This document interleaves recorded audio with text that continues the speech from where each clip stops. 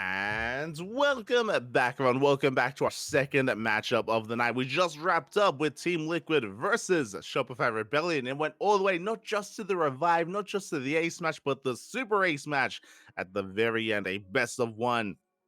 And Team Liquid, they were able to clinch it out in the end and advance on into the next round. And no rest for the wicked.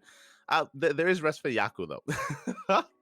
Yaku is going to be getting some food, he's going to be getting some rest, and he may join me partway through the series, maybe halfway through, depending on how long this goes. We may be here for another 3 or 4 hours, so, if that's the case, Yaku may be able to join me later on down the line. For now, though, we have our next best of 7, and it's going to be Team Liquid versus KaiZi Gaming. And we are having a look at the lineups here. DKZ, a team of champions. We've been talking about how Team Liquid have been terrifying against some of these other teams because they have Cure and they have Clem, two world-class players leading the charge. When it comes to DKZ, they have Hero, they have Dark, and they have the reigning world champion, Oliveira. They are also a team of champions. Unlike Team Liquid, they have two players that can really rely on. DKZ have all three, where all three of them could all kill. That's how terrifying they are. The teams, they get stronger and stronger from here. Not just DKZ, you got Basilisk, and you have Onside that are going to be playing tomorrow as well. Oh boy. So again, it is going to be a bit of an uphill battle here for Team Liquid. Can we bring it back? Can we pull this off? So far, it's been a miracle run for Team Liquid. They've been working through so many teams from the beginning, from day one, working through Mystery Gaming, through Shopify, through Psystorm. Now it's DKZ. Now, if you're maybe a little bit newer to World Team League, if you don't know who DKZ are, KaiZi Gaming, they used to be Dragon Phoenix Gaming back in the day. But they are what, 3-time champions, 4-time champions. They've won back-to-back WTLs. They have a pretty big win streak, except for the last season. Last season of WTL was the first time that DKZ, not just that they didn't win, but also the fact that they did not even make it to the finals. It was the season of Onside and Basilisk. They were the ones that were really dominant in the beginning of 2023. But now we're here at the end of 2023 into the beginning of 2024, and the hierarchy may have shifted. We'll see. We shall see as we're getting ready here for our next matchups, and we're still waiting for our starting players as well. Oh. Here we go. Bring it to him. Yeah, again, Yaku, he will most likely be joining me later on in a couple of hours, I'm sure. In a couple of hours. Oh, it's time for the prediction, Cat. Let's go. Here we go. Predictions in the chat. Who do you think will win this in the end? Who takes it? Is it Team Liquid with their miracle run, or is it KaiZi Gaming instead? Oh boy. I'm waiting for the cat. What do we want? Who do we want? Up. He keeps going for the one on the right. I don't know if you noticed. No, it's always the one on the right, and it is going to be KaiZi Gaming. And for the first time, we have some split predictions here. We have the WTL casters going for DKZ, the casting cat as well. We have Maxed, Crank, and Loco also for KaiZi Gaming. Meanwhile, Rotterdam, Wardy, and XY believe in the power of Team Liquid. Personally, myself, who do I believe in? It's a tough one. It is a tough one. I think I lean towards KaiZi Gaming. I lean towards it, but it's really difficult. It's really difficult to call here because I do favor Clem over players like Dark. I do favor him against I think it's actually going to be close if we do get a Clem versus Hero. I would love to see a Clem versus Hero. But for now, we have our starting players. Oliveira versus Cure in another TVT. We've already casted so many Terran versus Terran tonight. With Bjorn going up against Cure and Clem, we have another TVT for you. DKZ Gaming versus Team Liquid. Game 1. Let's start the game.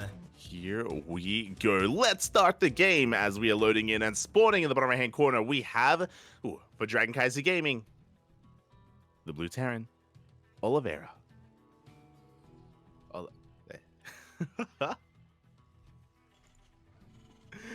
And spawning in the top left-hand corner, we have his opponent. We have the South Korean Terran player for Team Liquid. It is Cure.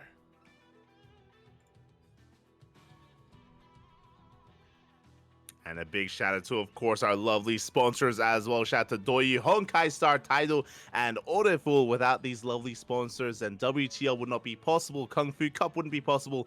Master Coliseum wouldn't be possible either. As we settle into this, especially if you're tuning in for the first time, this is a best of 7 format with best of 2s constructing it. Basically, Oliveira versus Cure, it's a best of 2. If it's a 2-0 in either direction, the player that 2-0 stays on, and the player that lost is going to be eliminated. And another player from their team has to rise up and rise to the challenge to face off against the remaining opponent. If it's a 1-1 score, that means they knock each other out. They do knock each other out, and then both teams have to field brand new players entirely. Oh boy.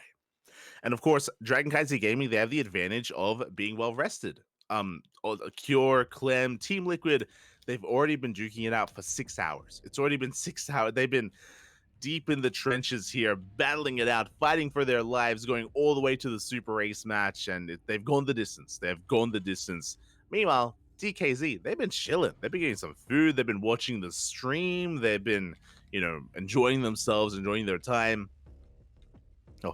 And yeah, with that, they'll very much so at 100% coming into this. Meanwhile, it's a bit of a stamina or a bit of an endurance test for Team Liquid. The endurance test is real. The cat, meanwhile, here we go. We have our Reaper going to be sent out across the map. Oliveira did go for an economic opener, went for a Rax expand. So far, able to get the first shot off. Oliveira does force Cure back. Meanwhile, Cure went for an aggressive opener. It was a double gas opener from our Red Terran player, which means a faster factory, which means faster Hellions and Cyclones. Cure is going to be the aggressor. Oliveira will have the slight economic advantage. Oliveira will be the defender in this case. As Cure behind this going into a 1-1-1, going to be going for a faster starport into, I imagine, a medevac drop. Initially, the first couple of Reapers are moving out, and Cure, he needs to delay the CC, and it looks like he will. Does get a kill on that SCV. A good start here for Cure. Doesn't lose any Reapers yet. Second SCV is being forced down to the low ground. And again, I'm sure Cure is hoping to pick it off once again, but the CC will finish. Hellion is looking for a dive. The SCV is pulled back, is saved. So far, good control from Oliveira. He does wall off, he does hold. Meanwhile, Cure still has map control, still has control of the low ground even. So even though Oliveira has or is working towards a better economy, towards more SCVs, he cannot make use of the natural, not yet. And behind this, medevac is on the way. Ooh, Reaper does get caught by the Cyclone. Nice catch there from Cure. The expansion has been spotted. Medevac is on the way.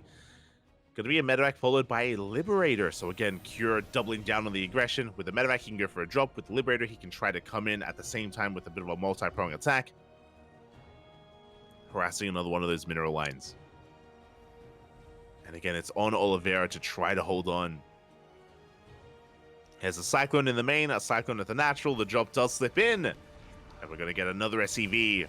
Yeah, workers are going down. Oliveira out of position. It's going to be 6 SCVs going down. Big Hellion volley, and we are able to pick up and save every single unit. That's 6 SCVs, and not a single unit of Cure did go down. Behind this, third CC. Straight into a third CC here from Cure. Very nicely done. Just taking his lead and extending it. As Cure has a hefty worker lead, up 6 workers. You can see the efficiency. Oh my god, Cure hasn't lost a single unit. Not a single unit has gone down yet, but Cyclone getting very low. Big lock on the medevac. At the same time, Liberator has arrived. And again, Cure, he's keeping the pressure up. Oh, we do have Marines in position. Marines in position, Liberator is forced back. Do have Disable being researched here from Cure. Getting into additional Cyclone production. Meanwhile, Oliveira is getting into faster tank production. So Cure has map control, that is true, but Oliveira is going to have a much stronger, much earlier tank count, which does scale better into the mid game. But again, Cure just still trading as best he can. He finds another SCV, delays the racks. Oh my god, Cure, you're supposed to be tired. It's like, Cure, you've been playing for 6 hours, Bobby. You're meant to be slow, you're meant to be fatigued. Oh, no. Not for Cure. He is the cure. As here we go, he's reinforcing from across the map, moving out. Stim on the way for both players. Oliveira working on double E-base for double upgrades. Meanwhile, Cure has reinforced with his Cyclones. Here we go. 6 Cyclones are out. We have 2 tanks on the low ground, a pretty fortified position. 2 tanks alongside that bunker. I don't know if Oliveira can really break this. Yeah, he goes for the scan. He does have disables. Bear that in mind. He has the Ravens. And the disables are coming in. He's just getting ready for the opportune moment. He does pull back. Waiting for reinforcements. Going for a drop into the main. He's thinking about that dive. Again, Interference Matrix is available for Cure. Third CC is being landed. Again, he doesn't have to try to break the natural, but he can. He has the option to. And you can see him controlling those Ravens. Medevac moves out, just giving a bit of extra range. Oh, Raven taking some hits. And again, containing is good enough. Like, I'm just waiting with bated breath. I mean, like, do we pull the trigger? Do we try to break the natural base? The longer this goes on, the more units, of course, are being produced by Oliveira. Yeah, at this point, I don't think we're going for the dive. We're just containing. Just containing our opponent. Additional Cyclones have arrived, though. Uh-oh. That's 3 more. A 3rd tank has arrived, getting in position, getting within range. And here we go, Oliveira looking to break free. And Cure will respect it. Now you can see that as Oliveira takes his 3rd base, he's exposing himself. His tanks are being spread out a little bit further. We're thinning out the tank counts. We are becoming that much more exposed, but Cure will back off. From here, drop into the main. Oh, we do have a turret. Oh! Medevac goes down. A Cyclone as well. Big pick off. But we're still getting worker kills, and Cure still has a massive worker lead. He's been happily mining from 3 bases this entire time. Going to be rotating over towards the 3rd. Doesn't find his way in. Tanks are in position. Upgrades are finishing up. As Cure is going to be pushing, or is going to be pulling back. And the game is going to settle from here. Now, as the game settles, again, Cure has a big advantage. Again, the reason for this is he contained his opponent. He was killing so many workers in the lead up to the mid game. And he just has a much stronger economy for longer. Still up heavily in workers. That is reflected in the army size. But Cure is out of position. And Cure, Oliveira, he does arrive just in time. Big disables, big anti-armor missile as well. Another disable on another tank. Cure forced to pull the boys. Does he have enough, though? Cyclones are going down, but the boys, they get on top of the tanks. We shut down the entire army of Oliveira. The army will fall. Again, that was a close defense there. Cure, he lost 5 SCVs in the process, but still ahead by 9 workers. Even in upgrades, tank count was reset. Cure has the tank lead. And we're pushing. We're making use of that lead. And Cure, he wants to try to punish a 3rd base of Oliveira. At the same time, Oliveira going for a triple drop. Uh-oh. Things are about to get chaotic here. Oliveira has not much at home to defend. Yeah, he has to give up on the 3rd base at the same time, going for the Doom drop across the map. Cure, a little bit late there to get in position. Across the map, is it a kill? Oh, it's a kill! A kill on the 3rd CC. Oliveira going for his own drop, but there's just so much to accomplish here. There's so much pressure on Oliveira. He needs to do more than just camp the production. Takes down a Rax. It's nice. Okay, but again, there's only 1 tank. Auto target gets thrown down. The tank is going to be broken. Oliveira dropping towards the 3rd.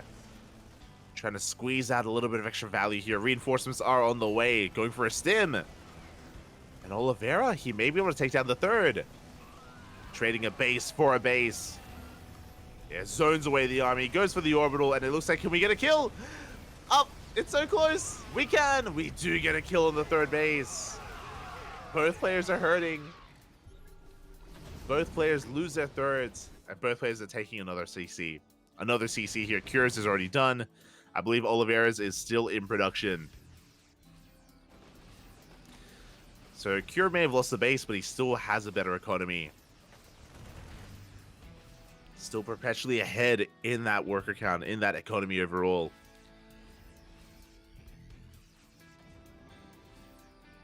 Oliveira, we have been doing a good job here at bouncing back, but we're still not quite there. There's 2-2s on the horizon. +3 armor already on the way here for Oliveira. I believe he still has a slight tank deficit, but overall looks like Oliveira will be retreating. We'll back off for a moment, rotating around. Cure likewise being very active as well. We have near steel frames on the way. Let's go. I think that was meant to be +3, unfortunately. I don't think that's intentional for Oliveira. As both armies are being active on the map. Oh, Cure going for a drop. Going for a massive drop into the main base. And now it's going to be Oliveira's turn to be caught out of position. Trying to push himself up this ramp. The concave is real. Oliveira taking a tough fight. A rough fight there. Losing a tank. But does force away these medevacs. With these Vikings. Oh my god, we lose the medevac. Yeah, these Marines are in danger. And Cure, he has to commit. He gets a handful of SCVs, that's true, but he loses every single medevac. Big pickoff. That was a costly trade from Cure. And suddenly Oliveira takes an army lead. Oliveira takes an army supply lead. Still down in workers and down in economy, but he has the army. Is it enough? Now, the reality is that in TVT, even if you are up in armor supply, it sometimes doesn't matter because as we restart +3, yeah, Neo Steel Frames was not meant to be it. But you can be up in armor supply, but it doesn't matter if your opponent is in position with tanks. It's all about the positional play of said tanks. Here we go. Oliveira going to be forcing Cure back. He's on the hunt. He wants this army. He's looking to chase it down. Behind this, Oliveira investing into Liberators. Again, Cure's been going for a very drop-heavy style. He's been sacrificing Viking production in favor of it. Has achieved quite a bit with it, but here come the Libs. The Freedom has arrived. The tanks are exposed. Where are the Marines? The Marines out of position. 5 tanks go down. The CC as well. Well, the CC barely surviving, actually. Cure coming in first round. Is it going to be enough? The Vikings. Oh, it's not going to be enough here. And Cure, he does force this back. Oh, Cure did lose so many tanks in the process, but he cleans up the army. He's still in this. He saves the planetary, more importantly. Just barely. Does keep it alive. And Cure, he's on 4 CC. Oliveira on 3. Oliveira, he's down an entire base. Oliveira's pretty all in. He was pretty all in with that push, and he had to end the game then and there, but he didn't.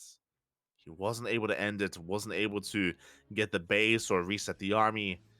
And the longer this goes on, the better it becomes for Cure. So here we go. He does rock up here at the 3rd. Deeper is going to be going down. Oh my god, the CC gets targeted! In a matter of seconds, the orbital does fall. Big pig off from Cure. Takes down another base, and Oliveira just perpetually behind in the economy throughout almost this entire game. Tank going to be going down. Yeah, GG gets called. We don't get a final fight as Oliveira, he does run out of steam, and Cure takes game number 1. Whew. GG, well played. Cure looking strong, looking dominant there in that game, just pulling Oliveira apart left and right. Constant drop press, constant drop control. And Oliveira just could not keep up. Just could not keep up in the end. It was just sustaining so many losses throughout the early game, throughout the mid game as well. And he had his own moments, don't get me wrong. He was able to take some good fights, able to reset the tank counts at times, able to make things a little bit chaotic, snipe the base, but it just was not enough to recover. Was not enough to get ahead. And with that, Cure takes the first game. Again, Cure arguably has the best TVT in the world, actually. I think I might even go that far. I mean, it's really damn potent, really damn powerful. He does take the first game. And we'll see where we take us here in game number 2. As it is going to be Oliveira's map pick. For those that are curious, it's loser's pick for the map. So Oliveira, he has a chance here to bring it back. To quickly reiterate the format as well, if Cure gets a 2-0, Cure stays on, and he plays against his next opponent, either Hero or Dark. Meanwhile, Oliveira needs to win this game to bring his opponent down with him. And here we go, game 2, Solaris. Meanwhile, a big shout out to Red Gunner Guy in the chat. Thank you so much for the raid. Hope you had a great stream. Hope you had a great time over on your own channel. Welcome, of course, to the World Team League, to the playoffs of WTL. We are 6.5 hours into the broadcast, and we still have many more ahead of us as we are here to determine who advances on to day 3 of the playoffs tomorrow. Again, tomorrow is the grand finals. Tomorrow is where it all ends. Basilisk and Onside, the top 2 teams of the previous season of WTL, are waiting in tomorrow's games. But here we go in the top right-hand corner. We have for Dragon KaiZi Gaming, DKZ. It's the reigning world champion. It is Oliveira. And spawning in the bottom left-hand corner, we have his opponent. We have the South Korean Terran player, the Red Terran, representing Team Liquid. It is Cure.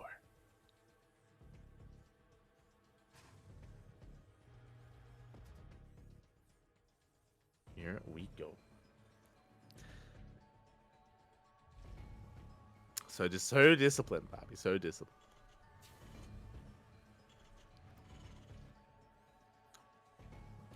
But yeah, from here we are just gonna be settling into this. Settling into game number 2. We have Oliveira this time going to be going for a double gas opener. Remember, last game Oliveira went for something more economic. As a result, momentum and kind of map control was very quickly given to Cure. This time, double gas from both players. Both Oliveira and Cure are going to be fighting for map control. Who takes it? We're here to find out. We are here to find that out.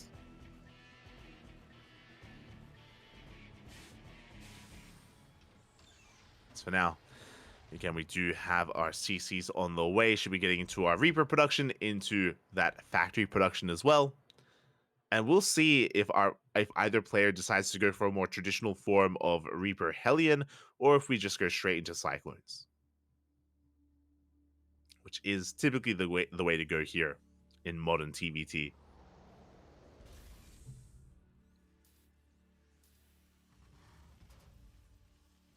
So there we go. The factories are on the way. Interesting positioning there from Oliveira. Very interesting. So because the factory is so far back, we're not getting an add-on swap. It's just not efficient to go for that. So we're just going for a reactor on the racks. Factory quite far behind, as we're getting into our CCs on the low ground. Command centers are on the way. You can see Cure starting up his Cyclone production. Oliveira going for some Hellions. Interesting. Again, it is a little bit old school to go Reaper Hellion. We already saw it once today with mixed success. So really interesting to see it again. We don't get to see it too often in a kind of modern day, so I do appreciate it. Meanwhile, Cure, he's just embracing the Cyclone. Embracing it, Bobby. As the Reapers, they do dip into the main base, they do get eyes on the Hellion. Cure knows, Cure's aware. Oh! Bit of miscontrol there. He does get stuck at the Reaper Cliff. That's unfortunate. That is a bug, I believe, on the live version of the map. It is fixed on the ESL version, but yeah, that Reaper Cliff can be a little bit buggy and you can get stuck on it. So very unfortunate for Cure. Very unfortunate. As Cure is going to be racing back home. Marines are on the way. There's that medevacs for the drop play to move out with our Cyclones and Marines. Meanwhile, Oliveira in the center of the map. It's going to be on Oliveira to get a read on the move out and to maybe punish it. It's very possible that as Cure pushes, he could leave his natural base vulnerable and then the Reaper Hellion could dive in. Speaking of, we have 5 Reapers and 3 Hellions. We are so committed here for Oliveira. And this could work. the goal here for Oliveira is to dive on top of the Cyclones. Dive and just focus them down as quickly as possible. And here we go, Oliveira. He does go in. Oh, so far, does focus down some of those Marines. Not quite getting on top of the Cyclones. And not able to, as Oliveira is deflected. His army has been revealed. And Curie is looking quite solid here. Yeah, he is just a brick wall back at home. Disables are on the way, or Interference Matrix is being researched by both Oliveira and Cure. Medevac drop is moving out. And with the arrival of this tank, Cure is safe and sound. Oh, actually, interesting. So Cure doesn't go for the drop. He's actually going to be staying back at home, anticipating a move or even an attack in his main.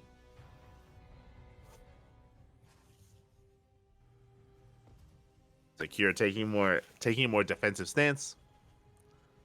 We do have Stim in production for our blue Terran player. We should be seeing Stim momentarily here for Cure. I don't think he's... I mean, we have seen Cure play mech before. That is true. It has happened. But he doesn't have to. As the medevac drop is moving out. Third CC is on the way for Oliveira. Just now starting for Cure. A much faster third actually from our blue Terran player. We're going to run away with the economy. Meanwhile, the Cyclone drop has arrived. We're looking for some SCV kills. But the tank is in position. Yeah, we cannot drop. Not here. No damage is dealt. And Cure, he does have the slight economic lead, but tech-wise, he's one step behind. Does have, later Stim. Does have the later third base, but he's got the larger army. And here we go, Cure is pushing. He has the tank lead. Quite a hefty tank lead at that. He has the Ravens, of course, which means he can disable, he can break the natural. Cure, he has a lot of potential with this move out. Oh boy. Scan does reveal the production, does reveal the third CC, which means Oliveira should be aware that he's ahead and should be aware that the army is coming. There we go, turret is on the way. Cure goes for the scan. Does spot the army. Reaper's getting in position. Oh, he's a bit of an overextension. Cure losing a tank already.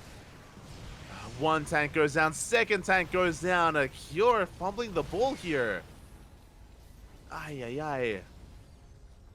Yeah, not a good start here for Cure, losing two tanks instantly. With that, Oliveira, he maintains his entire army. He can collapse on this position. Remember, Oliveira, he also has disable. There it is. A big interference matrix catches both tanks, and he will clean everything up. In a moment of desperation, Cure going for a drop into the main, trying to buy as much time as he can. He's going to get a couple of units here. One SCV. Only one SCV though, only one worker. He gets cleaned up, and now Oliveira, he can focus on his push. And Cure is so vulnerable. He just lost 4 tanks. 4 tanks went down for Cure. Oliveira has all of his alive. We can see Cure CG up in the center of the map. He's trying to slow this down. Trying to buy some time. And again, Oliveira, he's on the hunt. The Raven! Big pickoff! One Raven goes down. Very nice moves here from Cure. Turning water into wine. Making some magic happen. Rocks are being knocked down. Oliveira trying to find his way through, but the tanks are sieged. Good disable here on that tank. Oliveira slowly pushing forward again. Oliveira, he has the tank lead, but he's down in Ravens. Only has the one. He has to make it count. Meanwhile, behind this, 1-1 is done. We have 2-2 on the way for Oliveira, not for Cure. He's still building up his army, his armory. The armory is heavily delayed. We do pick up another tank. And we're going for the dive. Auto turrets are thrown down. Does Oliveira have enough to break through? The concave is real. And Cure, he's breaking through. Cleans up the Marines. Gets the tank as well. A good trade for Cure. And Oliveira, he's going to have to back up the tanks. No. Oh my god. Barely are saved. We saved the tanks. Meanwhile, +2 just now starting for Cure. Remember, his armory was heavily delayed, which means his upgrades are that much later as well. Cure moving towards the south. I believe Oliveira hasn't seen the move out. Uh-oh.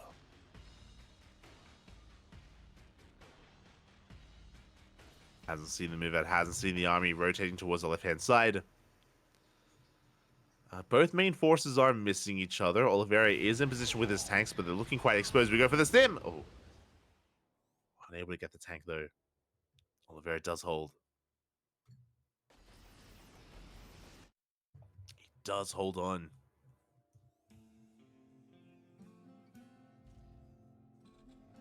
And it looks like from here, the game is going to be settling down. We had quite an aggressive and quite a wild back and forth here initially, but the game is going to be settling from here. We are active with drops, that is true, but the main tank armies are staying back at home for everyone. For everyone involved, both players are working towards their fourth bases, second factory production, 2-2 plus 1 vehicle weapons.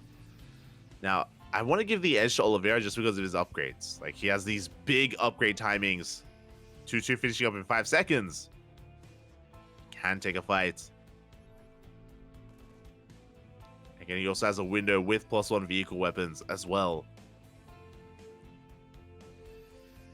But he's only being active with Marines, which means he's giving Cure the opportunity to catch up. Cure is looking to eventually catch up here. There we go. He is moving out. Everything right through the center. Oh my god. Oliveira's maxed. The armies are kind of missing each other, though. Oliveira, he doesn't see. Uh-oh. We could end up in a base trade. Here we go. Cure is pushing Oliveira. He turns back around. And Oliveira, he's out of position. One step behind. Tanks are sieging. Yeah, big Marine engaged here. Big stim as well. Upgrades are finishing up, and Oliveira, he's slowly trying to break through. Getting on top of the tanks. Yeah, he has the defender's advantage. He has reinforcements trickling on in. He does get on top of the tanks. The Vikings, they land! And Oliveira will clean this up. A big cleanup here from Oliveira. I was worried that Oliveira was the one caught out of position, but hey, he was able to come in from behind. A good surround. Cleans up the army. Tanks were on siege for a moment. Oh my god. Big tank volleys. And here we go. Now Oliveira has a massive supply lead. Still is lacking Marines. Without Marines, he's having a really hard time closing the gap. Marines are in production. Tanks are sieging. And we can see Oliveira just aggressively leapfrogging forward. Just not giving Cure any time to breathe here. Not allowing him to stabilize. A lot of Vikings to get picked off. We can see Oliveira. He still needs a little bit more time to just consolidate his forces. Liberator has arrived. Is zoning back the tanks.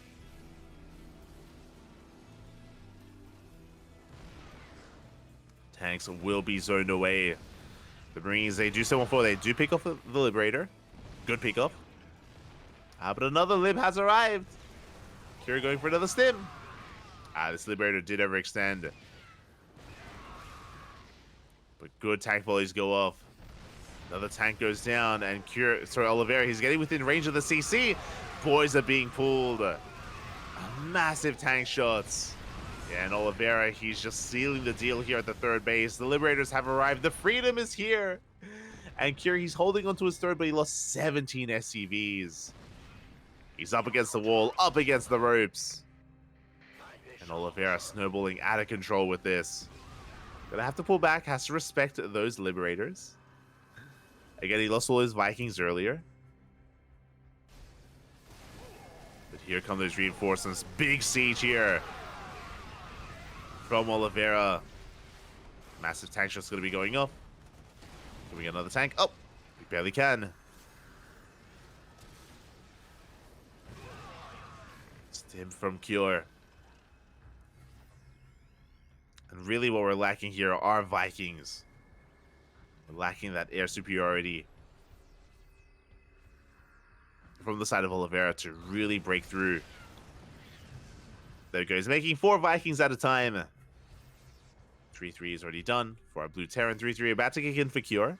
He's catching up in those upgrades eventually. But in that time, he's already sustained so many losses. He's down 17 SCVs. Do we commit?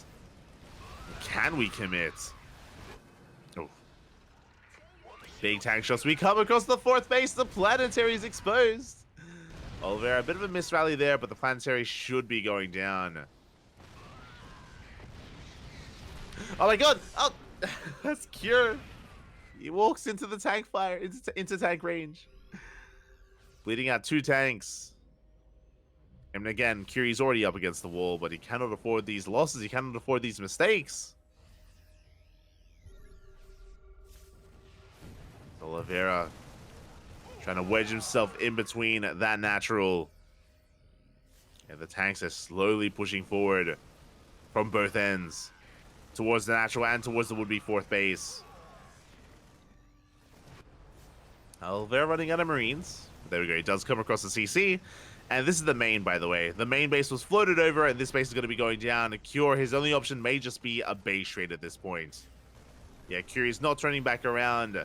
These bases will fall. Oh my god, the orbital just, it melts. And yeah, full base trade mode here from Cure.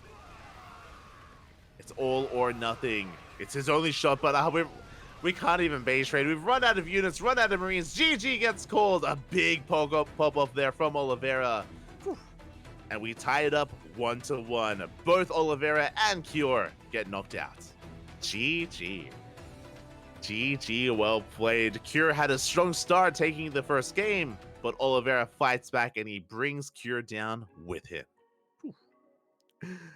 So Oliveira, he does the bare minimum that was needed of him to go toe-to-toe with Cure. And this is a big win as well, because for some greater context, Team Liquid, their 2 big names, their 2 big players are Cure and Clem. And they've already lost 1. They've already lost Cure. They still have a team behind him, though. You know, it isn't just Cure and Clem. They do have Elazer. They have Mana. But at the same time, KaiZi have 2 big Korean names in Hero and Dark.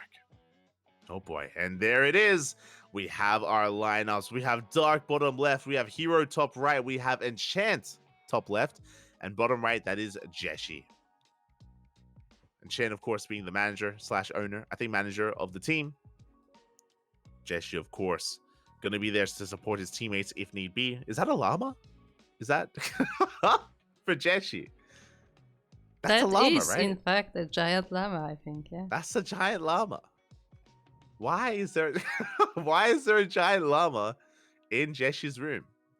What's happening?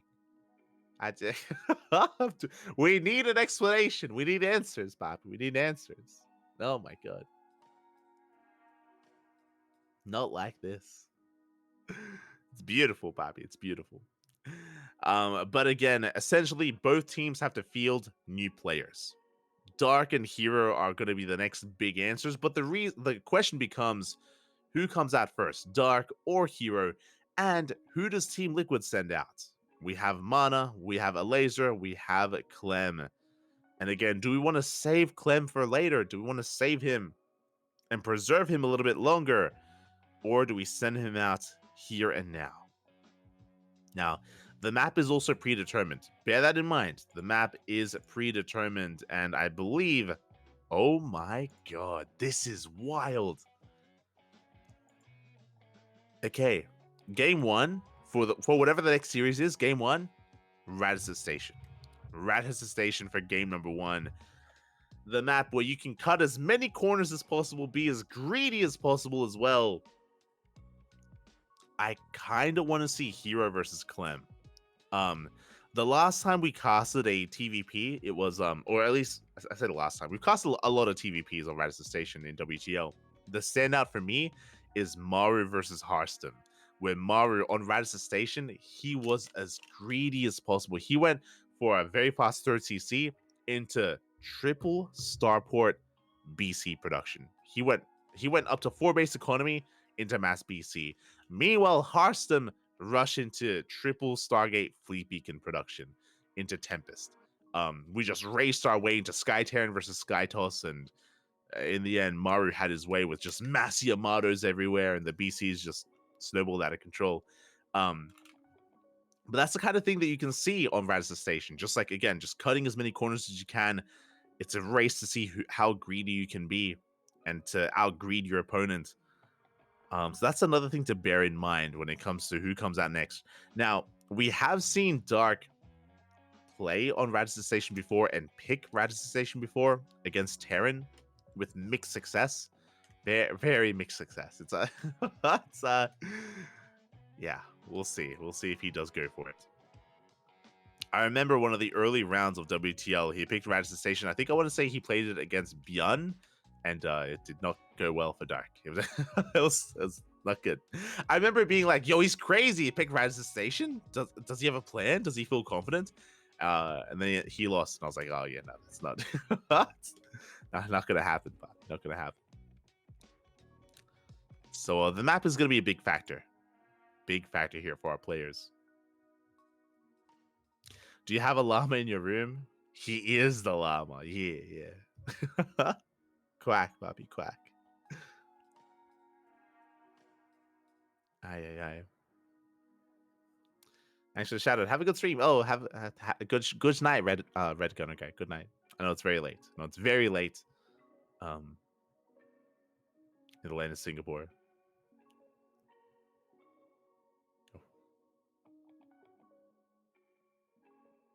It is late, but yeah, for the time being, both teams are still just trying to figure out who they want to send out. I'm still leaning Clem, but if you're in the chats, who do you think these teams should send out on Radisson Station? Who do you think gets sent out, and who do you want to see? Oh, as we get an extended group call, let's go, Oliveira.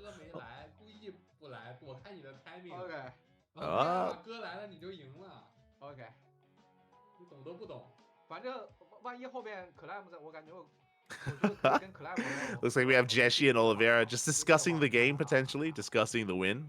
We get a better shot of the llama, by the way. We do get a oh true, we get a better shot of the llama. Oh, it's so happy. Look, it's smiling. It's beautiful. Why is it there? I don't know. I don't. It's amazing. 第一把稍微打好一点就赢，感觉第一把手还没热开，有点冷，操作还有运营上的。But yeah, we're still just trying to figure out who does get sent out first. I don't think we really have a clear answer yet.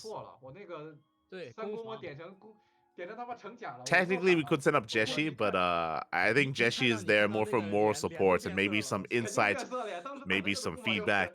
然后升了个成甲，人都傻了。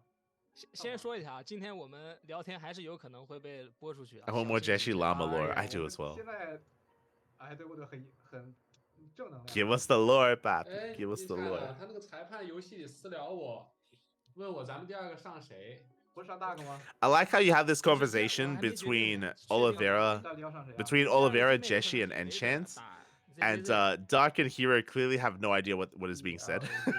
So they're just minding their own business. They're just swiping on Twitter. They're just checking Reddit, watching the stream. They're involved.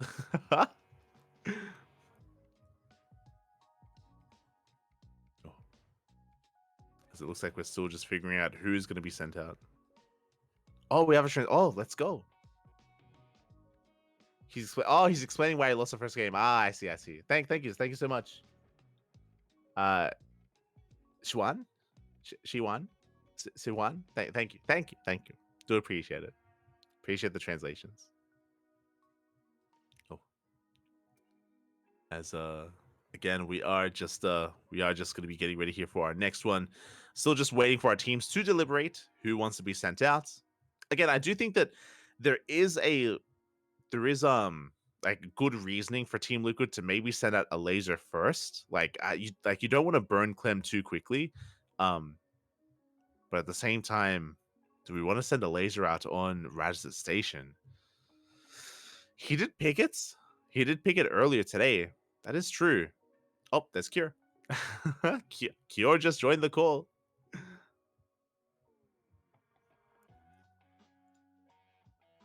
Did just join.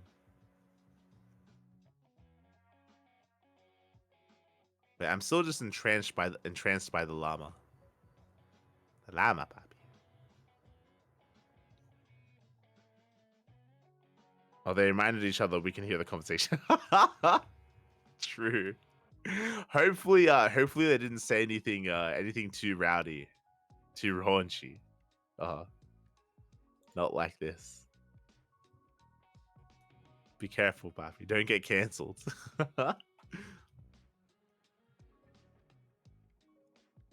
But yeah, overall, looks like our teams are just trying to piece this together to who they send out next. Again, if you're just tuning in now, we're tied up 1-1. We're tied up 1-1. Both Oliveira and Cure, they have done their duty here. They both knock each other out.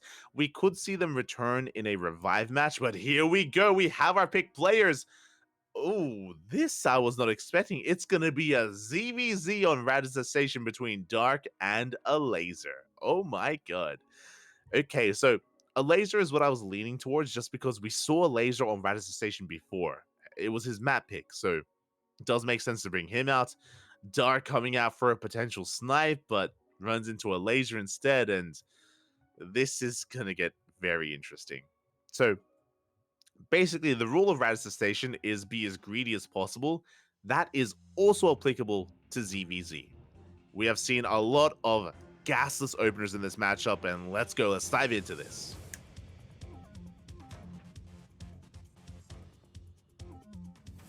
Where's the guy? What? DKZ Kimmy What? versus Team Liquid Kim 2. Let's start the game. Let's start the game as we are loading on into Radisson Station, our second matchup. And here we go in the top right-hand corner. We have our South Korean Zerg player representing Dragon KaiZi Gaming, DKZ. It is Dark. And in the bottom left-hand corner, we have his opponent. We have the Polish Zerg player representing Team Liquid, the Red Zerg. It is Elazer. Oh, that's the Team Liquid logo mascot in the background, next to the octopus.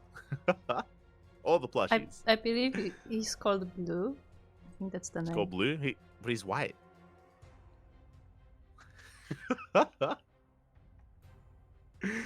But here we go. Now, again, I'm really curious what the opener is going to be. We've seen time and time again Dark go for gasless openers in ZVZ here. Rushing into a gasless opener would be a very fast third base. And it looks like that's going to be the case here. Yep, here we go. Okay, so if you look at the production tab, Elazer goes for a hatch gas pool. Elazer goes for a standard opener. Dark is skipping his gas, rushing into these mineral patches, and he is going for a gasless opener, going for a hatch pool hatch instead. Very greedy, very economic. And again, these are things that you can do on Radisson Station. If you're out there, if you're watching this game, if you're a Zerg player, if you're like, oh, I want to play like Dark, that's only for this map. And sometimes for Golden Aura. He does do this on Golden Aura as well. The reason for that is just because of the base setup on Golden Aura. It's very congested, very consolidated, and you can get away with greedy openers on Golden Aura as well. So yeah, again, Dark going gasless. With this, he's most likely going to be skipping link speed. Eventually, Dark is going to drone up on two bases, is going to take two gases at once at his natural, and he should skip link speed and go into a Roach Warren. Because your gases are so late, usually it's not worth investing into link speed, and it's better to just go 2-base Roach. And when I say 2-base Roach, really I mean 3-base Roach, because that pocket base is safe and secure, and there's no way for the opposing Zerg player to punish it.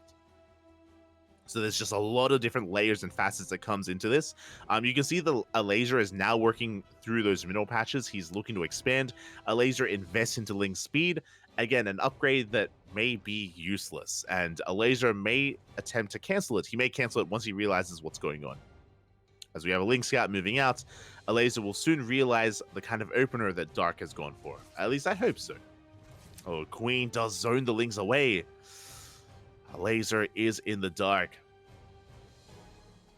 I believe an Overlord is going to be dipping into the pocket base, so I think Elazer gets a read on the hatch timing at least. And overall, Dark does have the better economy. Dark has the better economy, and again, he should be getting into the better tech. There is a world where instead of going into Roaches, Dark could go into Spire, into Mutas. Mutas is a possibility and is viable here on Radisson Station. So that's another possibility that Elazer needs to keep in the back of his mind. Meanwhile, Link Speed did finish for Elazer. So did invest, did commit 100 gas to Link Speed. Meanwhile, Dark will be able to preserve that 100 gas as he's now taking his gases at the natural.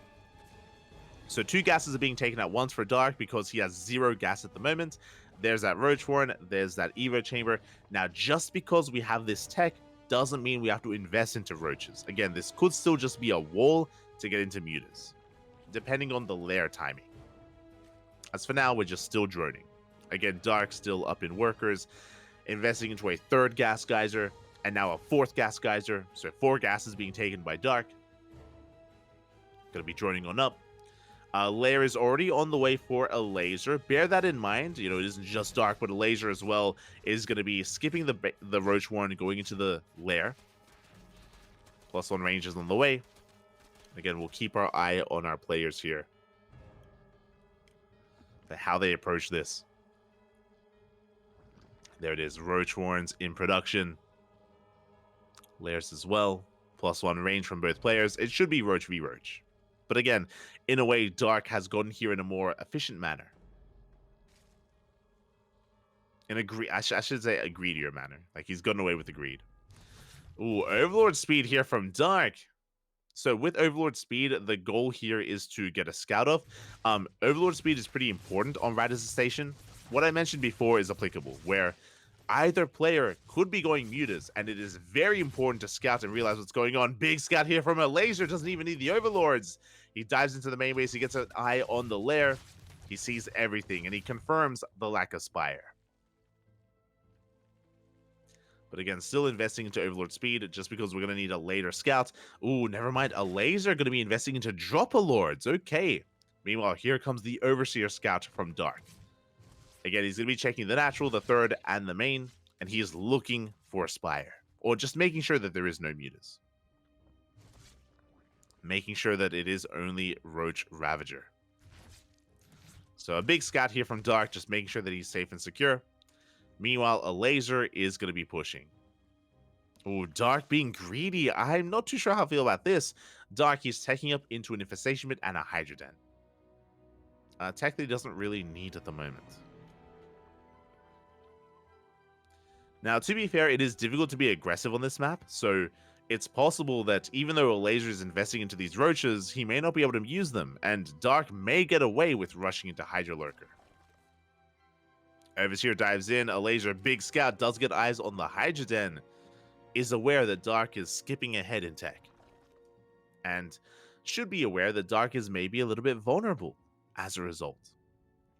Again, Dark already working on the Lurker Den, already on the way. Very fast tech here from Dark. Can he get away with it? Do you have the Roach drop into that pocket base? Drones are going to be going down. Big pickoffs here from Elazer. Getting 8 worker kills, and just like that, Elazer takes a worker lead. Meanwhile, we have Burrow on the way for Elazer, tunneling claws as well. He knows that he has to be the aggressor. He knows that he's behind in tech, and he needs to make use of these Roaches. And tunneling claw Roaches are a good way to be aggressive, be assertive, and harass. So Elazer's in the driver's seat. Meanwhile, Dark, even though he lost a lot of workers, which is true, did lose a lot of drones, the reality is that Hydra Lurker Viper is a superior army, and even if he is down in army supply, he can trade better, more efficiently, and snowball out of control. And there's the Hydra Den on the way from Elazer. So it looks like both players are looking to get into Hydra Lurker Viper, but Dark will get there first. Now, even though Dark gets there first, remember, Elazer is going to be hyper-aggressive with his Tunneling Claw Roaches. He can still try to pick Dark apart before he can max out on Lurkers. As I say that, the first 2 Lurkers are on the way for Dark. They're already in production. Hive is done. Lurker range is on the way, +2 range as well. Elazer does have a larger army. He's ahead in army supply, but he has to use it. That's the thing. He needs to be active. Otherwise, I mean, it's just wasted resources. And there we go. Nidus is on the way. Nidus is on the way for Dark.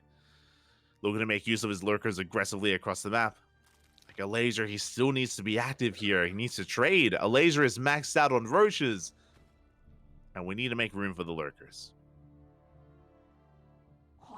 Changing Scout comes in, gets eyes on the army. Elazer is moving out. Dark getting in position.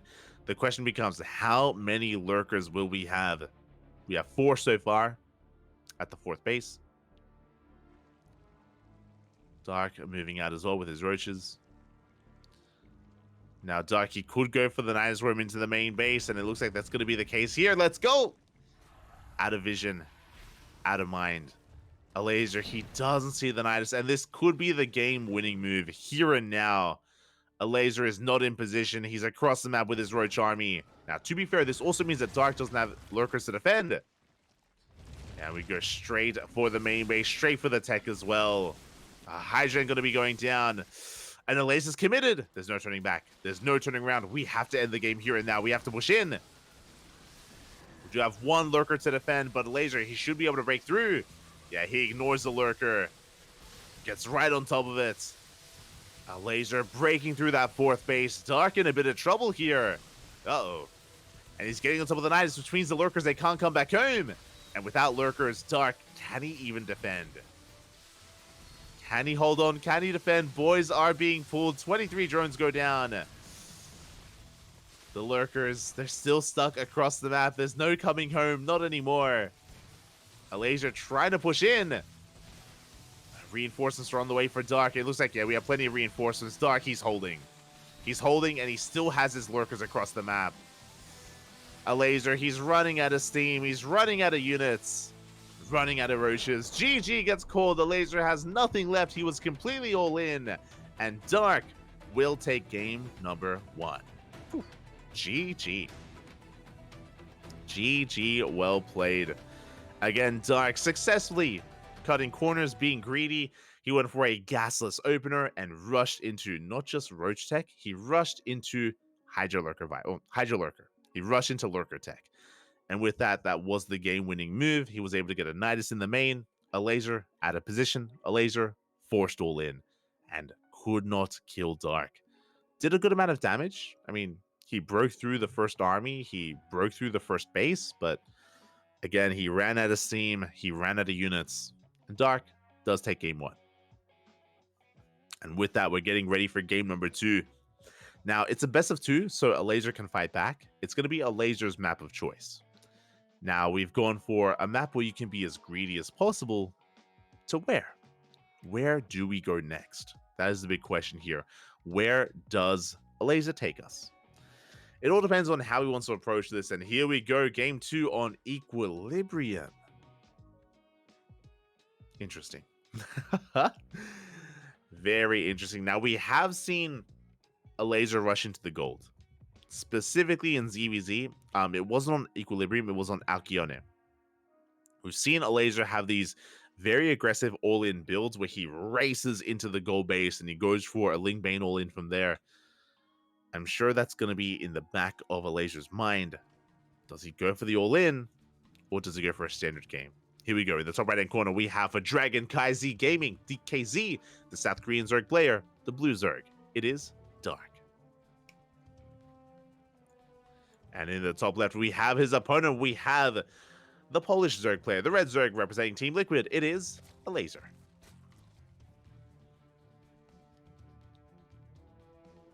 Now, my eyes are on Elazer here. Does he try to rush into that goal base? Or do we have a much more standard opener instead? Uh-oh. We're going gas first. Okay. Elazer is going for a gas pool opener. Very aggressive here from Elazer. Now, this could go one of 2 ways. This could be a Ling Bane all-in, or it could be a Roach Rush. Now, on a map as large as Equilibrium, I imagine this is going to be Ling Bane. Drone is moving out. Are we going to the gold? And if we do, which gold base? There we go. Okay, so it's going to be a gas first, a gas pool into hatchery, and Elazer is taking that gold. And again, this is kind of what we expected from Elazer. He has embraced this kind of build before. He's doing it again. Meanwhile, Dark is going for a standard hatch gas pool. So a standard opener out of Dark, a very aggressive build out of Elazer. Again, prioritizing that gas, should be rushing to really fast Ling speed. And if we stay in gas, we can throw down a Bailey Nest. And we can go for a Ling Bane all in. Oh boy.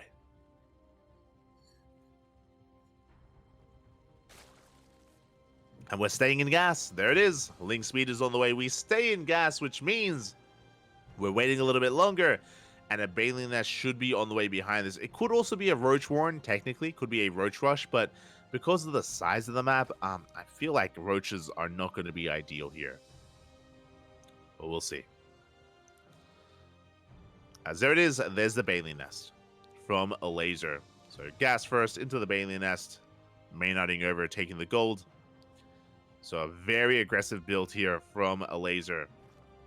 And we'll see if Dark can get a read on this, can react, can shut it down. But now, we have defensive queens coming out from our Zerg player. Dark is going to be able to bully Elazer back.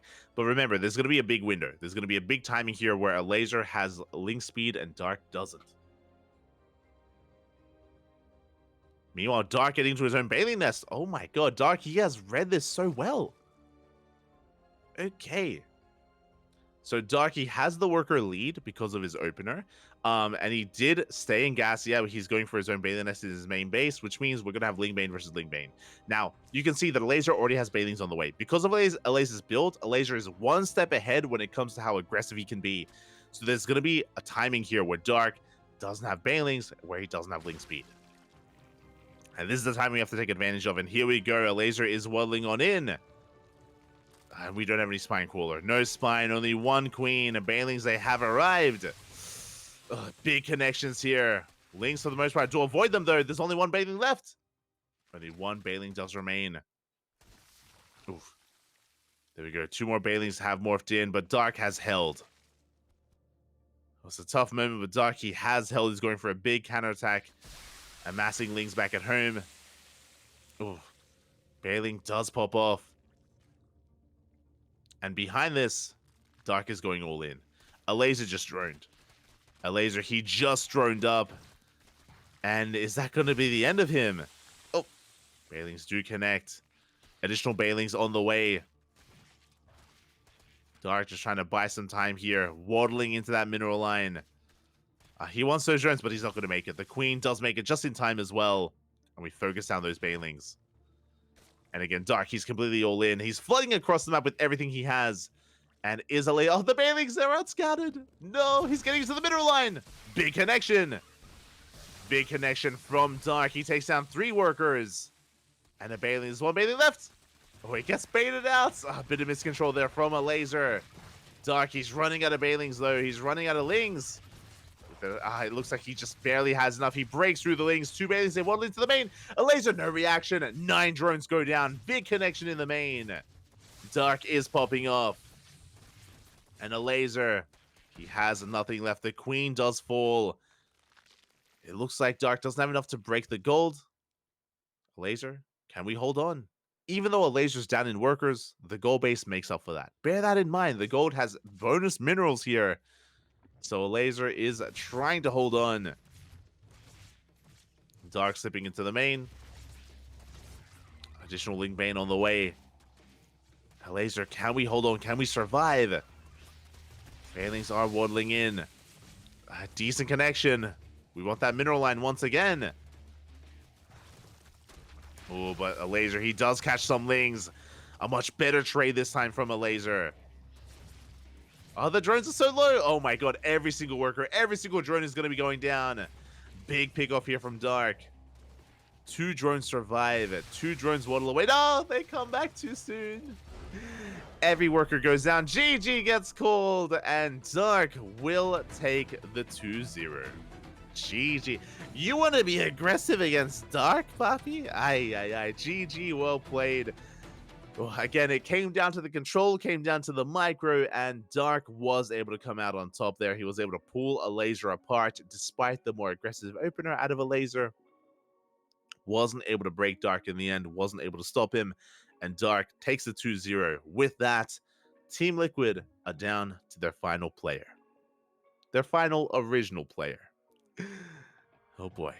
So DKZ, they do take a lead. Dark is going to be lying in wait for his next opponent, which should be Clem. Clem should be up next. And we'll see where this takes us. We'll see where we go. Now, again, technically, Team Liquid could field Mana. Technically, Mana could come out, Skillets could come out, but Clem is the reigning ESL Masters Winter Champion, and Clem should be up next. Now, Clem versus Dark is going to be an interesting one, as the team is just coming together, and I'm sure unanimously agreeing on who should be coming out, on who should be sent out next. Now, the downside here is that DKZ still have 2 players. Clem, he has to work his way through Dark and through Hero as well. Some of the best Zerg and Protoss that Korea has to offer. Now, obviously, Clem is favored. I would 100% say that. Clem has arguably the best TVP in the world and arguably the best TVZ in the world. We spoke about this in the previous series where if anyone were to bring Clem down, it would be a Terran player. And that's what happened. Beyond took Clem down. Beyond was able to stop Clem and force the super ace match. But when it comes to Zergs and Protoss, again, I do feel like that's where Clem really thrives, and that's where he's terrifying, and he's just a beast of a player. And I have to worry for Dark and Hero. As Clem is coming out, and even though he's an obvious pick, I would say he's the favorite player. As long as he's well rested. Bear that in mind. That's another factor here. Stamina, endurance. Team Liquid have been playing for 7 hours. I say 7. That was the show match edition, 6 hours. Team Liquid, they've been playing for 6 hours. They've been competing. They've been stressed, in this like high intense situation in the previous series against Shopify. It's been intense here for Team Liquid. It's been intense. Does Clem have it in him to go for another round, to take down Dark and Hero? Oh boy, it's not going to be easy. Not going to be easy here. And even if I say that Clem is favored, remember, all that Dark and Hero have to do is win one game. All they have to do is win one game, and that is very much so in the realm of possibility. Give us a longer series. Give us a best of 5, a best of 7. I would favor Clem. But in a best of 2, it's different. That's different, Bobby. That's different. And again, can go either direction here, as it looks like we are asking for a small break. And again, Dark just preparing himself for the Clem.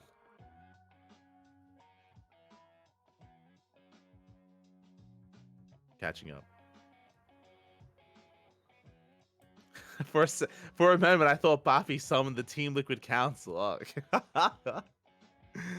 Oh, God. They have been summoned. They have been brought forth here to answer for their crimes. To answer for why blue isn't blue. That's the real crime. What's going on? Shaking my head. No. I think well awake is more important for Clem than well rested. Yeah, I mean, has Clem gotten enough sleep today? Has he got enough sleep? Is he awake? Is he ready for this? And here we go. There it is. There was a chance that maybe it would be Mana or Skilless, but it is going to be Dark versus Clem up next. Here we go. Again, their ELOs are pretty comparable. You can see that Clem has the lead in ELO overall. And coming into this best of 2, I do want to give the edge to Clem. But the question becomes, can he pull off a 2-0? Because he needs a 2-0. DKZ Kimmy versus Team Liquid. Game 3. Let's start the game. Let's start the game. And here we go. Getting into our next series, here into our next best of 2. And spawning in the top left-hand corner of Oceanborn, we have the South Korean Zerg player, the blue Zerg. It is Dark for DKZ.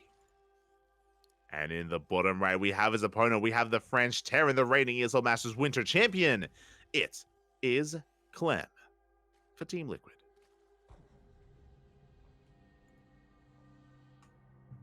Here we go. 20,000 on a 2-0. I took out a loan. You put the house on it, Bobby. Put the house on it. Aye. Here we go. The Gamba is on. Predictions in the chat are open for the next couple of seconds, so place your bets on who you think or how you think the series will unfold. A 2-0 in either direction or a 1-1 score. Up to you.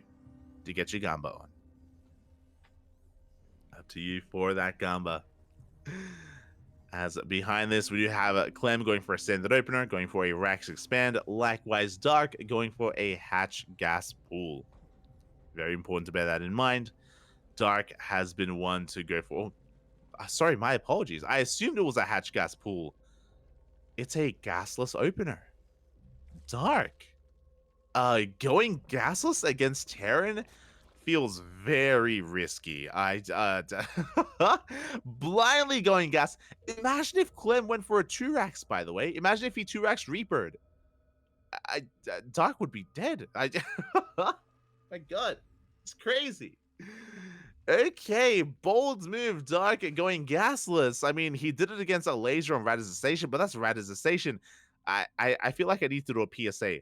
Do not try this at home. You will die. You will die doing this. The natural base has been scouted. The third base has been scouted. It is already up and running, or soon to be up and running. Now, with a gasless opener, this means no ling speed whatsoever here. We're just droning. We're defending with queens. We have a handful of lings. Very greedy opener here out of Dark. Very greedy. Crazy. Reaper's going to be dancing with these units, at least until the queen does arrive. Clem, he hasn't seen the lack of gas, but he can assume what's going on. Good trade so far, getting 2 lings. And there it is, immediately Clem going for a third TC. Third TC before Starport, economic opener out of Clem. But again, Dark, he's kind of beating him at his own game, beating him at greed. When was the last time I saw a gasless opener in TVZ? So Dark, he does this opener against Terran on Rad Station. He did it on Near Humanity last season. I've seen him do this on Golden Aura.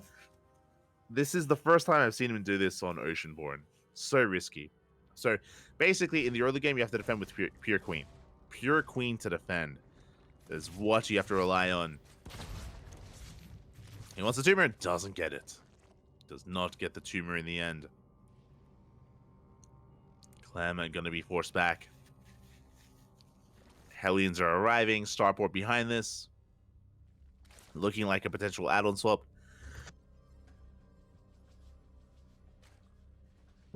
And now we have our gases on the way. So for those that are curious, this is applicable to every matchup. If a Zerg player goes gasless, it usually means they're skipping link speed and they're going into roaches. And again, Darky is very fond of roaches in the Zerg versus Terran matchup, so roaches will be on the way. Now, later on down the line, we could transition into Lingbane Roach Ravager and reinvest into link speed, but for now, Dark is going to be heavily reliant on queens and roaches. No lings in sight. You can see Clem rotating in between the bases. The Viking has arrived, shutting down the Overlord. Overlord will fall. Now, it looks like there was no add-on swap. With the Viking-based opener, Liberators or a BC opener is very much so on the table, and something in the back of Dark's mind. Dark also knows it's not Banshee. There we go. 9 roaches are on the way. So Dark is going for a 9 roach push. Thankfully for Dark, it isn't Banshee. If it was, these roaches would be completely shut down. There is going to be potential. So Dark is pushing.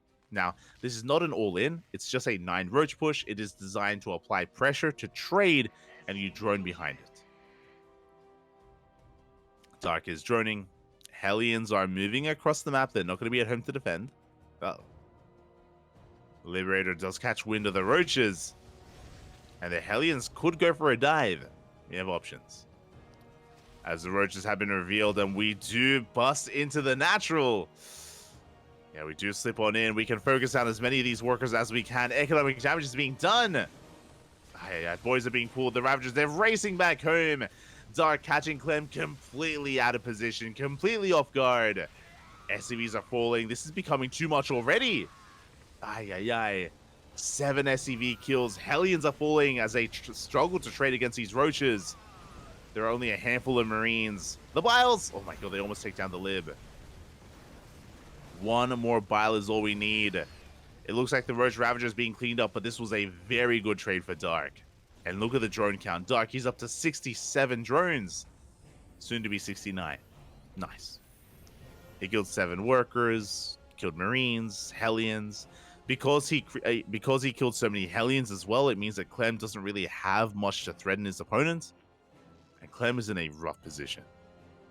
He's in a very rough position at this point. Going to be taking his third base. Tanks are getting sieged up, and from here, Dark is just droning. Now, I was really curious to see what his first upgrade was going to be. That is +1 range, not +1 melee. So we are committing to Roach Ravager. Now, from here, we can go into +1. We can skip +2 range and go into +1 melee and go into like Ling Bane Roach Ravager. And there it is. Link speed is on the way. We're thinking about it. We're getting there.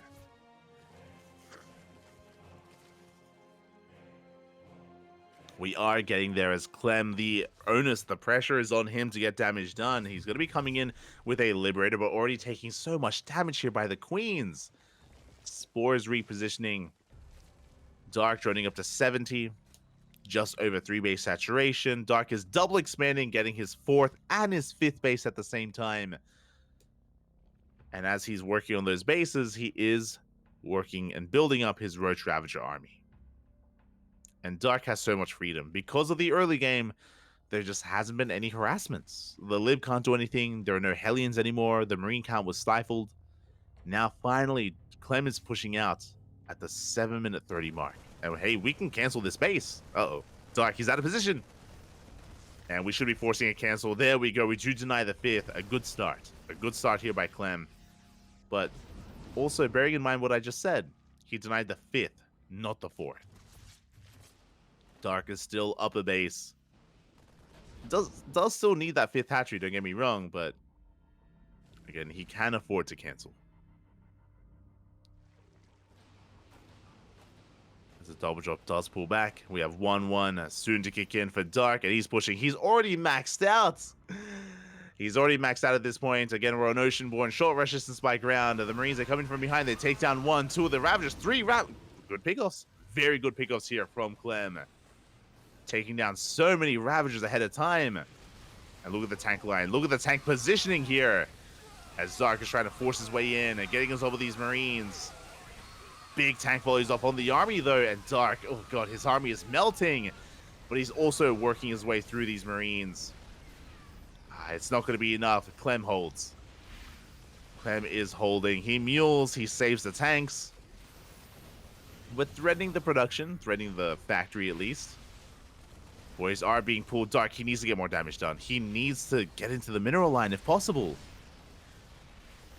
He's doing what he can. The factory, it may burn down. No, the repairs are too good. Again, there was a potential. Like Dark, he was maxed out. He was up 50 supply. But could not break his opponent. Roach Ravager just doesn't trade efficiently enough. Yeah, a big part of that was losing those Ravagers. Meanwhile, Lings are coming from behind. Lings, they do come in. The first tank does get piled down. And Dark has to transition. He's actually working on 2-2. 2-2 upgrades on the way. Clem has stabilized, though. He has weathered the worst of it. And he's getting his 4th. Dark still doesn't have a 5th, by the way. Dark is pretty all in. Oh, Dark, he's all in, and the longer this goes on, the worse it is for Dark. He's being bullied back. Initially, Dark had a good start, but again, that maxed out Roach push just was not ideal on Oceanborn on the 3rd base. Nice snipes here. We take down another Ravager. And Clem, he's running away with this. We can see Dark forcing back the army for a moment, but the reality is that Clem's army scales well into the late game. Dark's falls off in the mid game. Scan reveals 2-2. Tanks are sieging. A decent position. Dark potentially trying to come in from behind. We'll pull back. He does have a little more Ravagers. That will help. Tanks are pushing forward. Both armies are maxed out. But again, Dark's army is inflated. The soup does lie. Especially when Roaches are involved. Here we go. The tanks are going to be sieging. One of the tanks does get biled. The second tank as well. Good biles. Very nice biles here out of Dark. He is going to be able to shut this down. He does clean this up. Takes down, what, 2, 3, 4, 5 tanks. Oh, Clem overextending. Big overextension there from Clem. And Dark, he is still in this. But the Ravagers are exposed. Oh, okay, oh god! The Ravagers are exposed, and so many Ravagers go down here. This was now Dark's turn to overextend. Comes up with reinforcements. He's trying desperately here to force the issue. Files down another tank. Trying to barely get on top of them. Gets the second tank. Soon we'll get a third. And can he get the fourth? Up! It looks like he will barely get the fourth tank as well. He's barely pushing through. Getting into the mineral line again. Dark is all in. Like he's been all in. He's been all in this entire time. 69 drones. Nice. That's all he has. No fifth. No higher form of tech. No Bailings. No Hydrogen. No Lurkerden. No Infestation Pit. Just 2-2 Ling Roach Ravager. That's all the Dark has. That's all he has to work with. Overlords are being shut down. Bile's going to be dodged as well. Clem again trading so efficiently against this army. The Marauders are going ham.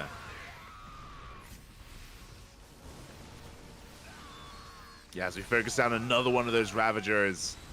And you can see that Clem, he's gaining momentum here. As he builds up his army, he's breaking through. GG gets called, and Clem, he will hold. He will survive against the all-in and take game number 1. GG. GG, well played. Dark had a good start. He had a good start here in game number 1, going gasless into a 9-roach push. The 9-roach push did a lot of damage, don't get me wrong. It did so much damage. And then Dark followed it up with an all-in. Maxed out on Roach Ravager with initially a 1-1 timing. But the positioning, the defensive position from Clem was too good. He had 4 tanks behind the army on the high ground, behind the production. And as Dark tried to force the issue, he just rammed into a brick wall of Terran. He lost far too much. And after the initial defense, Clem had a massive advantage. He had a massive advantage from that moment. It was an uphill battle from Dark. He was barely, almost not breaking through. And with that, Clem did hold, survives, takes the first game. GG. GG, well played. Whew. With that, it's going to be Dark's map of choice. Again, it's loser's pick, and Dark needs to pick a map here to fight back. If Dark can win this game, then he knocks himself out with his opponent, and we can get... or we do force a revive. And here we go in the top left-hand corner of Equilibrium for Dragon KaiZi Gaming, DKZ. It is Dark. Dark. And spawning in the bottom, top right-hand corner, we have for Team Liquid, Clem.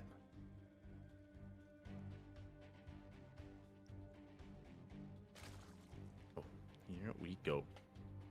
I think every series has had Equilibrium so far. True, Equilibrium has been picked quite often from Zerg players, Terran players, and Protoss players as well. We've been seeing a lot of Equilibrium. Picked by everyone. Oh. And we have Dark going for a hatch first. Now, I would usually say, it's going to be a hatch gas pool, but there we go. It is hatch gas pool from Dark. I was going to say that based on the previous game, I'm not as confident in just calling that straight away, so I have to wait a little bit here to see what Dark does go for. But again, standard opener. Standard opener out of our Zerg player. Now, we have the goal base that we could take as the 3rd, or we could take it as the 4th. We'll see how greedy Dark wants to be with the gold. Meanwhile, SCV Scout is moving out. Clem trying to get a read on what exactly is going on.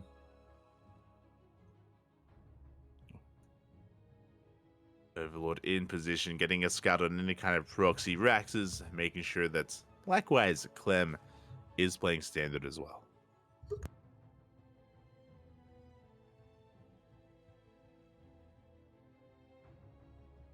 So far, everything's looking as it should. Drone moves out, and I appreciate that Dark isn't tempted to go for the gold. I do think that it's really difficult to pull off the gold base against his opponent.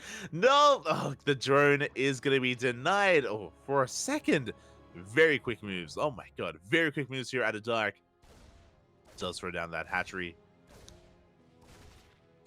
Ooh, Meanwhile, the Reaper does make it here into the natural, going to be dancing with these Lings. The Queen has arrived, and we're looking for a drone kill, but Dark does morph in the Spore, does save the worker. Now, again, I was going to say that it is very tempting to rush into the gold, but Clem is the kind of player that will punish you. 100%. Clem will punish you time and time again if you try to take that gold base. So Dark, he's not going to take the bait. He's going for just a standard hatch gas pull into a third base timing.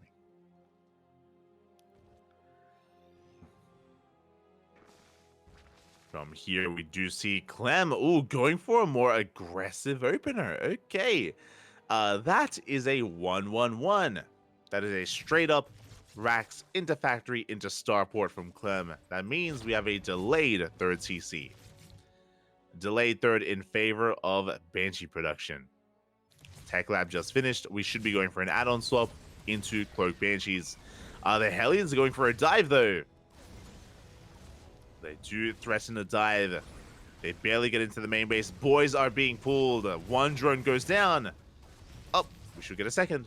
Get a second worker, and we can maybe get a third as well. Oh my god, forcing a big reaction here out of Dark. Going back to mining. Again, this double Hellion Reaper push doing a surprising amount of damage, and we're not done. We have 2 Hellions getting into the natural as well. Forcing a lot of chaos. Oh my god, the drones line up. 6 workers go down. Can we get another volley? 7 workers. Can we get 8? Oh, we do get an 8th worker towards the end. Really good trade here out of Clem. More than should have really happened here. 4 Hellions for 8 drones. Very nicely done. You can see here Clem taking a massive economic lead. Takes down a creep tumor. And Dark's 4th is the gold. The gold base is now going to be taken as the 4th base. Behind this, the aggression of Clem hasn't ended. Remember, I said it was a 1-1-1, delayed third CC, which means Banshees are already in production. Cloak is on the way. Clem is soon to be hitting the field, yeah, with those Banshees. Does run into a Queen. Hellions get eyes on the 4th hatchery. Will be forced back. Will be forced back in the end.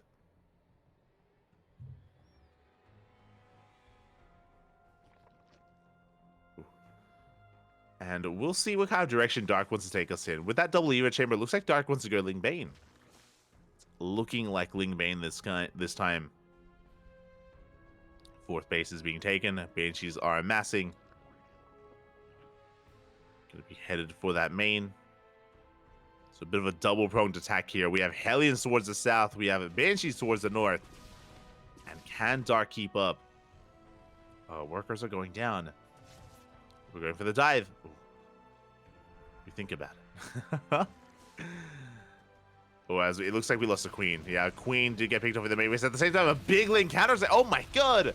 A massive link counterattack. This should not have happened. We deny Stim? Stim is denied. 7 SCVs go down. Somehow, some way, Dark, he got into the main. Yeah, the wall was open. The Hellions are racing back home. That's 14 SCV kills. Again, that should not be happening. Meanwhile, across the map, 6, 7 workers go down. The Queens as well. The Banshees are doing some counter damage, but the Lings, they make their way into the natural base once again. But there are plenty of Hellions. Hellions do force this back. So again, these Banshees did deal a good amount of counter damage. 8 workers went down, but that still pales in comparison to what Clem lost. He didn't just lose workers, he also was forced to turn back around and race back home with the Hellions.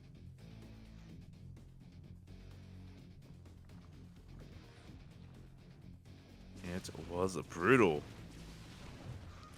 From here, the Banshees aren't done. They get another 3 drones. Now, Dark, I would say, is in a better position currently. He's in a commanding position as he's working in his lair.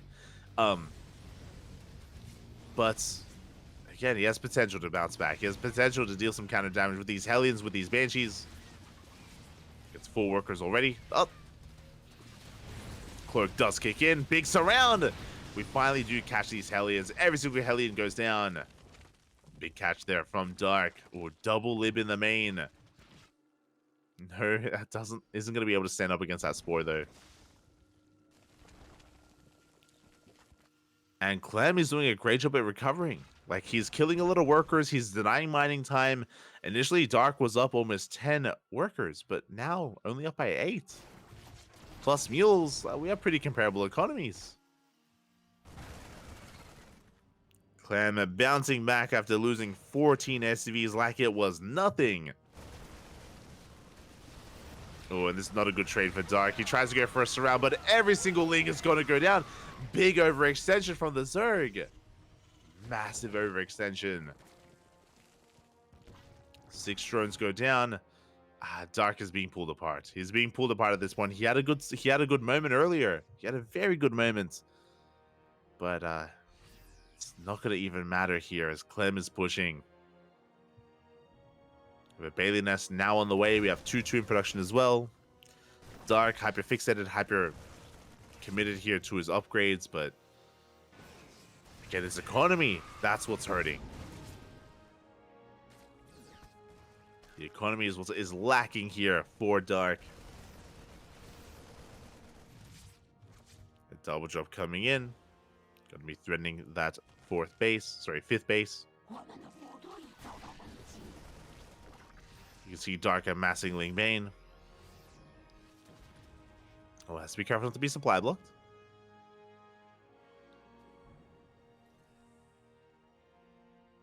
This Clem is reinforcing. The double drop, it looks like, yeah, we are forced to pick up, but we have a quadruple drop into the main. Lings are trying to get on top of this. The unload a little bit too late. Oh, decent mine shot. Decent mine shot there from Dark. Oh, sorry, from Clem.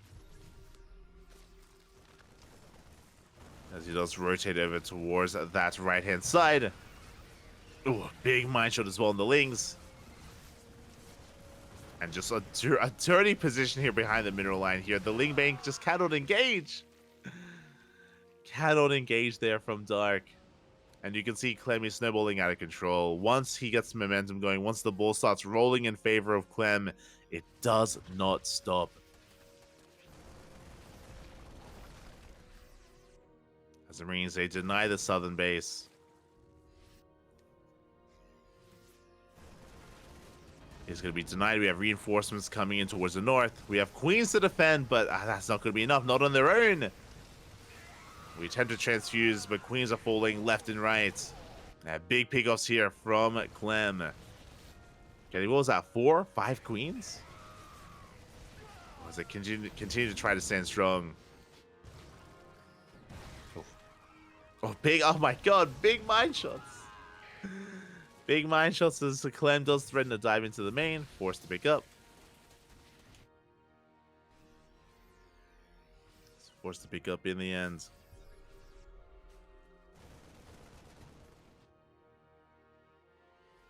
We can see Clem just trying to be as active as possible. Dark sending it right through the center. There's a lot of pressure. We need to get into the mineral line. Bailey's roll in. They do roll in, and SCVs are going to be going down. There is no escape. Just like that, 17 workers go down. Oh, Clem shaking his head on cams. So much economic damage, but the reality is that that is still not enough. Dark, he killed 18, 19 workers. That's good.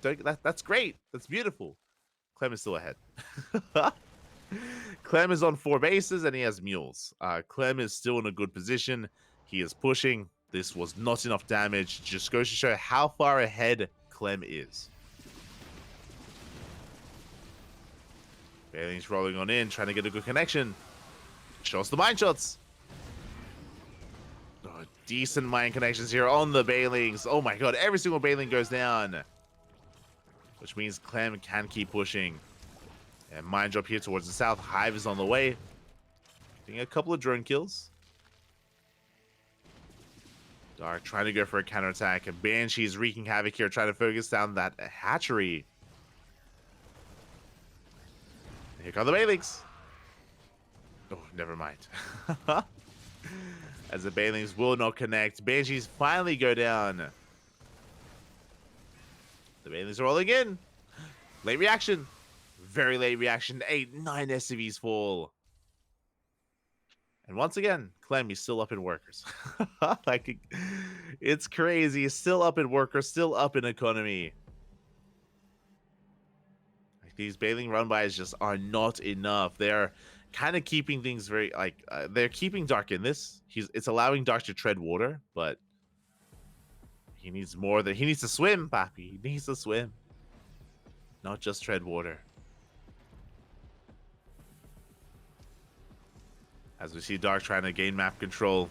Clem pushing on left-hand side, and this space is being broken. Like, there's no saving this hatchery. The hatchery will fall. Dark gets knocked down to 4 bases. It's 4 base versus 5 base here. Bailey's rolling in. We do deny the CC. Oh my god, the mine shots. The mine shots are brutal. Drop into the main. We're going for that spawning pool. In a move of desperation, Dark gets into the mineral line. Goes for the planetary, and it looks like he will get a kill. Planetary goes down. And with that, Dark, he's hoping to equalize the economy. We're going to equalize there. As Clem is pushing. He's up 65 supply.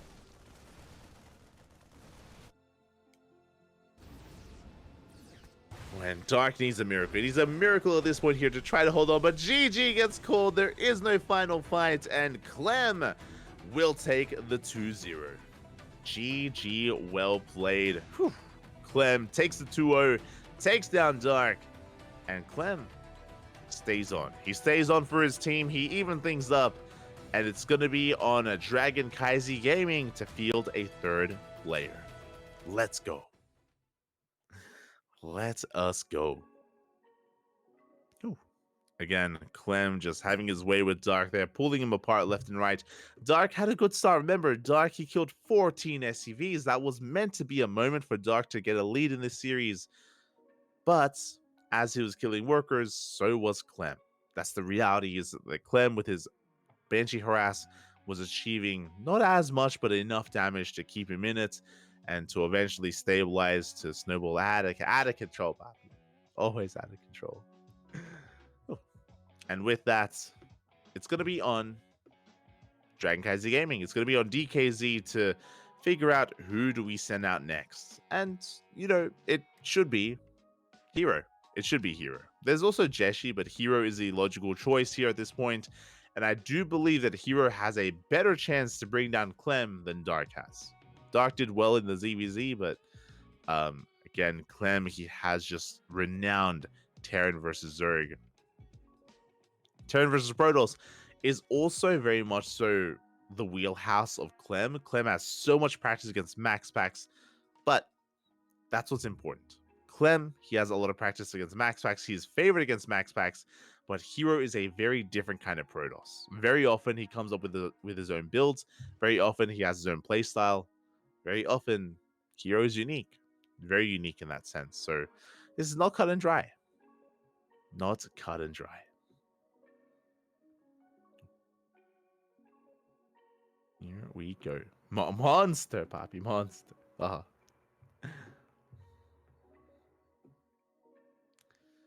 So, from here again, most likely going to be Hero as the player of choice.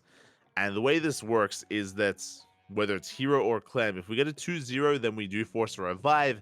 If it's a 1-1, then that's going to be both players knocking each other out, and we will have to revive once again, but from both teams. So a big moment here for both DKZ and Team Liquid. Oh boy.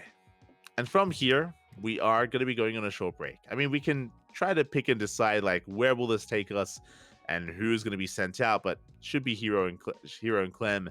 And they will just be setting up their lobbies here for our next series. We're going to be going on a short break. When we return, we will have our next matchup. See you soon.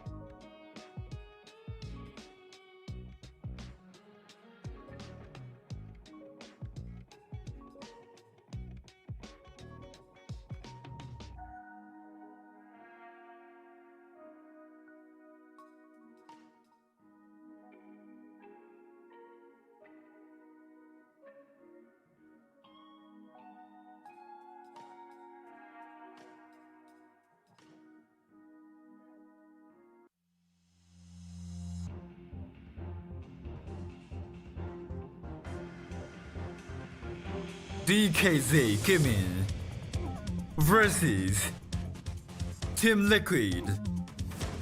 Game 4. Let's start the game. Bring us in. And welcome back, everyone. We are here with our next best of two, and spawning in the bottom left-hand corner, we have for Dragon KaiZi Gaming, DKZ. It is the Korean Protoss player, the blue Protoss hero. And over here in the top right hand corner of the map, spawning all the way to the top right, we have our red Terran player asking for a pause and apologizing. Oh, Tis our Terran player for Team Liquid. It's Clem. oh, yes, right. Beautiful, beautiful. Welcome back, Yaku, to the casting couch. Oh. Good to have you. I Good was to hoping to have you. keep it secret longer. Yeah, it was very unclear as to who was talking. You're not wrong. You sounded just like Asher, actually. Exactly. Lunkers.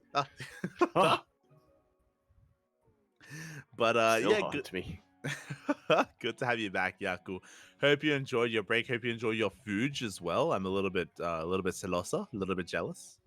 Haha. A little bit silencio, Yeah, a little bit if Arturo. you will. Yeah, I understand. But yeah, with that, it looks like we do have that small break here. But again, we're about to dive into Hero versus Clem. Yaku, were you tuning into any of those matches? Have you seen any of the results? I saw a little bit of that. I definitely managed to catch Dark versus Clem here. Mhm. Managed to watch Clem just continue his streak against Dark in particular. Yeah. Clem, I mean, he was favored coming into it. And I'll be honest, I do want to favor Clem coming into this series as well. But I do want to say that Hero has a better chance at bringing down Clem than Dark does. Dark, he already did his job, though. Again, if you did miss out, Dark did 2-0 Laser. So he was able to win out in that ZVZ, was able to bring down one of the Team Liquid boys. Likewise, Oliveira went toe-to-toe and went 1-1 with Cure. So they knocked each other out as well. That they did. So the pool is starting to narrow for both of our teams here. Hero and Clem, arguably the respective aces of both of their teams coming out right now. And I do agree with what you said. I think Hero does have a better chance going up against Clem. The big question coming into this, though, is what is Hero's form looking like? That is the question, as Clem arguably has the best Terran versus Protoss in the world at the moment. But I was just, talking about this as we were loading in. The reality is that Clem, he has a lot of practice against max packs specifically. And because of that, that's why his TVP is so good. But Hero is a very different kind of Protoss player. Yeah, much more likely to embrace the chaos, if you will. Mm-hmm. Oh, yeah, exactly. As we do have the probe getting across, I'm going to be delaying that CC for a little bit longer, being a bit of a nuisance here, as it is finally thrown down on location. But we have yet to determine our tech of choice here, whether Hero embraces something like a Stargate opener or a Twilight Council instead. Yeah, or something completely different. Huh? It's going to be one or the other, though. It should be. I mean, robot openers are not unheard of in this matchup. It is possible. I don't know if you remember this, but robot openers used to be a lot more standard and meta back when 3 Raxes were common. Because with a robot opener, you rush into Colossus really quickly, and you can just shut down 3 Raxes. Yeah, what was it, like 2 Immortals, and then just try to rush into Colossus immediately after that? Yeah. Yeah, it's coming back to me. It was a very safe way to play back in the day. But for now, we are just going to be settling into this. The probe has managed to escape. Adept going to be zooming across the map as well. The Twilight Council, the Cyber Core is done, and we have yet to determine our tech here. Again, a map as large as Alcyone, I wouldn't be opposed to a Stargate opener, but we'll see. Yeah, there's definitely a lot of options here for Stargates. There's definitely a lot of dead air that you can kind of park Void Rays or Tempest into if you were so inclined. This is weird. Hero, this is crazy. Instead, he heavily delays his tech. He throws down 2 more gates. That he does, and if we were only looking at Hero's POV, you might be thinking that he's playing in a PvZ, because sometimes, going vanilla stalkers is a thing in PvZ, but this is a PvT that we've got. Now, Hero is throwing down okay, I guess that's just a spotter pylon for now as he sends a probe home. Yeah, he scouts the 1-1-1 opener. He does get eyes on the Raven and the Disable that's being researched, the Interference Matrix. Pretty standard setup here from Clem. Meanwhile, we have 4 Hellions pushing out across the map. And do we have enough to defend? Oh, I doubt it. The Sentry gets 2-shotted, and there's really not enough to provide any body blocking or any defense here that can really keep up with the speed of the Hellions. 4 probes go down, and Clem will be losing all of them, most of them, but that's decent damage. Yeah, and now Hero, this feels pretty all in, like pretty committed. Hero is pushing out across the map with his Stalkers. Again, he has 3 gateways, so we can reinforce across the map with that pylon that you did point out. Hero, he's taking a 3rd base behind this, but again, he's without any tech. Like, he's crazy. This is like, why. Yeah, this go. This is why he's going to be the one to really catch Clem off guard, because we're already being caught off guard and we have perfect vision. I thought you were gonna say this is why. This is the Y-axis being embraced right now by Hero. That's what's happening right now. A little bit of patience is leaking out of him, yeah. It is. The patience is leaking out, and there it is. We have the Forge, Twilight Council, and the Robo. All the tech gets thrown down at once as Hero is taking his 3rd. But yeah, just a really interesting opener here from our Protoss player, and with this we're going to charge. Yeah, possibly a little bit of a swarm toss style coming out from Hero. It'll be interesting to see what he gets from that Robo facility. It's very possible that it's just going to be a Warp Prism, and he is just going to be, going for that mass swarm toss style as well. If he does throw down a Robo Bay, on the other hand, yeah, Colossus is still a pretty good option. It is going to be a good option. I mean, this does look like Mass Swarm Toss just because of the +1 armor that's on the way. That will help so much when it comes to Zealots closing the distance and getting on top of the Marines and getting on top of the army. There it is. Prism is on the way. 4 gateways in production. I believe it's going to be 7 gates in total. So with 7 gates here on 3 bases, this feels very committed. Hero, he hasn't taken gases at his natural or his 3rd. Only 2 gases, so it's just pure charge lots designed to catch Clem with his pants down. And there it is. There's another gateway. It is an 8-gate setup here from Hero. This is pretty terrifying right now. But Clem has no eyes on it, which is why, as viewers, it's even more terrifying. Now, Clem is scouting along with his Raven, does get spotted by Hero's probe that's just sort of patrolling back and forth here. So it's definitely on Hero right now to try to prevent the vision from getting scouted. Already, with 2 Stalkers, just 2 Stalkers, he's preventing this Raven from getting into that main base, and this is absolutely key right now for Hero. Yeah, I'm loving the hallucination. He does get eyes on the move out. So we have the Prism to go into the main base. We have mass charge lots back at home as well to defend against the counterattack. And Hero, I'm sure, is looking to go for a big warping of Zealots in the main as well. So things are about to pop off. Likewise, Clem is going for his own harass. He's going for a drop towards the 3rd with Widow Mines. His main army is marauding across the map, but here come those Zealots! Yeah, 4 of them do unload from this Warp Prism. Hero being a little bit cavalier with this Warp Prism. Will eventually back off and opt for a different tactic here. Oh, yes, here we go. We go for a mine jump into that 3rd base. Only 2 workers go down. Good reaction, good pull away from Hero.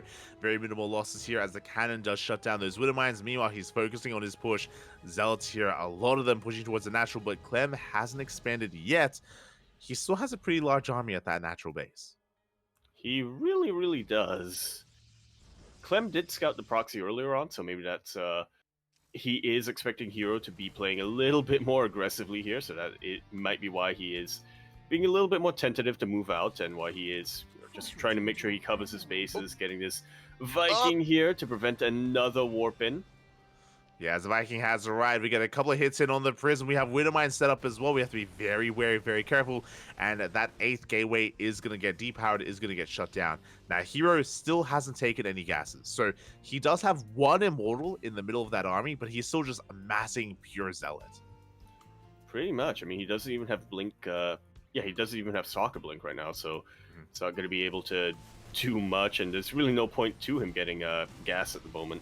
Well, he can get gas in order to get Blink, and then later down the line maybe get Colossus, some more Immortals and whatnot, but for the style he's chosen, for the one unit he's chosen to make in this game, he doesn't need gas, so... It's pretty similar to mono battles here. Like, the Stalkers that you see were morphed in earlier in the game. We have that one Immortal that we mentioned, and here we go. We're looking to dive on forward here.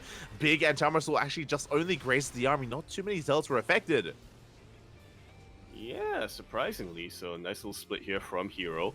But of course, that Raven is still alive. It still has plenty of energy on it. Yeah, it really does. Meanwhile, big Zealot counterattack across the map. Widowmine shots are going to be going off as well, trying to force some friendly fire, but they do connect with those Zealots.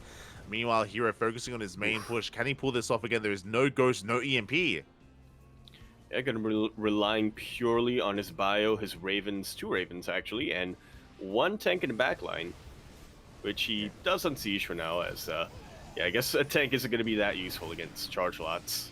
Yeah, just 1 tank, no Widow Mines with the main army. Speaking of, we're going for a mine drop here towards that 5th base, or sorry, towards the 4th base even. Zealots are trickling in, but a big overextension from Hero. Yeah, going to be caught completely between his bases. Massive anti-army missile will coat most of the army, the majority of the army. A couple of auto turrets do get thrown down.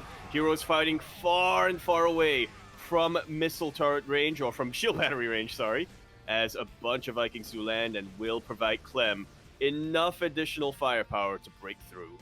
Yeah, and Clem is snowballing out of control. I mean, we have a Colossus in production. The boys are being pulled as well, but this mass Zealot style from Hero is just not working out.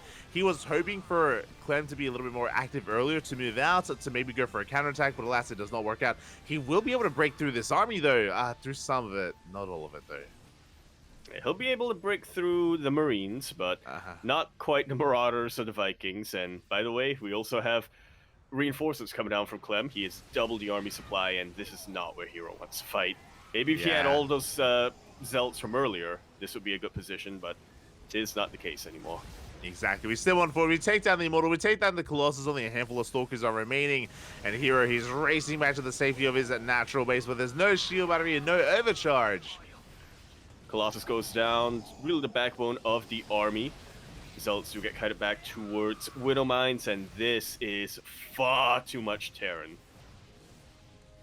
Yeah, too much Terran to handle. More probes going to be going down. Workers we cannot quite afford to lose at the moment here, as Hero is falling further and further behind in that economy. Good kiting out of Clem, getting even more Zealots and even more probes. And once again, we're just waiting for reinforcements before Clem can have enough to break and fully end the opponents and fully end Hero's natural. It looks like 1 Colossus is going to come out in time. Widowmine shots are resetting, and here come those reinforcements. Yeah, they are here, and they are providing a little bit of a concave here for Hero. Great zoning with the Widow Mines. Thermal Lance is done, but again, at this point, the numbers just are not on Hero's side. The math, it doesn't lie, Poppy. It does not lie. As one of my shots going to be going off on the main army. Detection finally does arrive, but another mine shot goes off as well. Doing so much to Hero's forces. He's going for a big warping, but that nexus is so low. The boys are being pulled. And the boys are being killed. Yeah, they go down quite swiftly here against this kind of army. The Vikings going ham on the Colossus. The Colossus is going to be falling as well. We are down to only a handful of Stalkers and a handful of Zealots. And it looks like Hero barely forces back the army. But what does he really have left? Well, he has 6 Stalkers. He has 2 Zealots. Yeah. 3 Zealots, actually, so... True. He's got 3 Zealots, and some of them are going to be going down to those mine shots. Colossi are going to be coming in to reinforce. Clem with the concave, though, coming in from multiple angles, and again, he's going to be able to take a better fight. Zealots are coming in from behind. Hero can maybe... Yeah, he does trade quite well here, forcing this back. considering what he has to work with. Yeah, not terrible kiting coming up from Hero here. But how long can you really kite? How much room is there to kite? As Clem is completely unrelenting. Marauder after Marauder after Marauder is coming out. Widowmine going to connect with the entirety of that army, actually. And the Marauders are going to clean up everything else. GG is called, and Clem will be taking game number 1 of this best of 2. GG, well played. I don't know what the hell we just saw. Remember, this was a wild. It was a gate expand into the cyber core, into 2 more gateways, into a 3rd base, and it was when we were taking the 3rd. That's when finally we had a Forge, a Twilight Council, and a row. But it was so delayed. Like this was a very wonky build out of Hero. Yeah, it's definitely a bit of a questionable build order and timing coming out from Hero. But I think a lot of the failures of this game from the Protoss side really does come down to the fact that Clem never really exposed himself too much here. I mean, you were mentioning it. Hero was going for a massive Swarm Toss style, but he didn't make that many. It felt like he was perpetually behind when it came to the army supply, and I think a big reason for that is because Hero was hoping to catch Clem in the middle of the map, engage him with his main army, and then do a mass warp in from the side or from behind and try to flank him with another round of zealots and just keep going at him from every angle. But Clem just never really gave him that opportunity, and as a result, it kind of fell on its face. Yeah, I'm pretty sure like the idea for that build of Hero was to hopefully wait for Clem to push, to get eyes on the army, wait for the move out, and then we can go for like these big zealot counterattacks. We can hit the natural, hit the main base, maybe engulf the army. But Clem was pretty chill. He was staying on his side of the map until he dealt with the Prism, until he dealt with the zealots, with the proxy gateway, if you remember, and then he pushed, then he committed to his attack. So just very safe play out of Clem overall. Yeah, very, very safe. And then once we got past that safeness, we got the soundness. And Clem just proves once again that he is an avalanche that will snowball everything in his path if you give him that just little bit of room. Yeah, give him an inch and he will go a mile here. So really solid game out of Clem. Despite the unorthodox play from Hero, Clem was able to, again, weather the storm, was able to keep up with him, was able to shut him down. And now it comes down to Hero's second map of choice. It is going to be the map pick of Hero up next. And where do you want to see us, Yaku? Where do you want to go?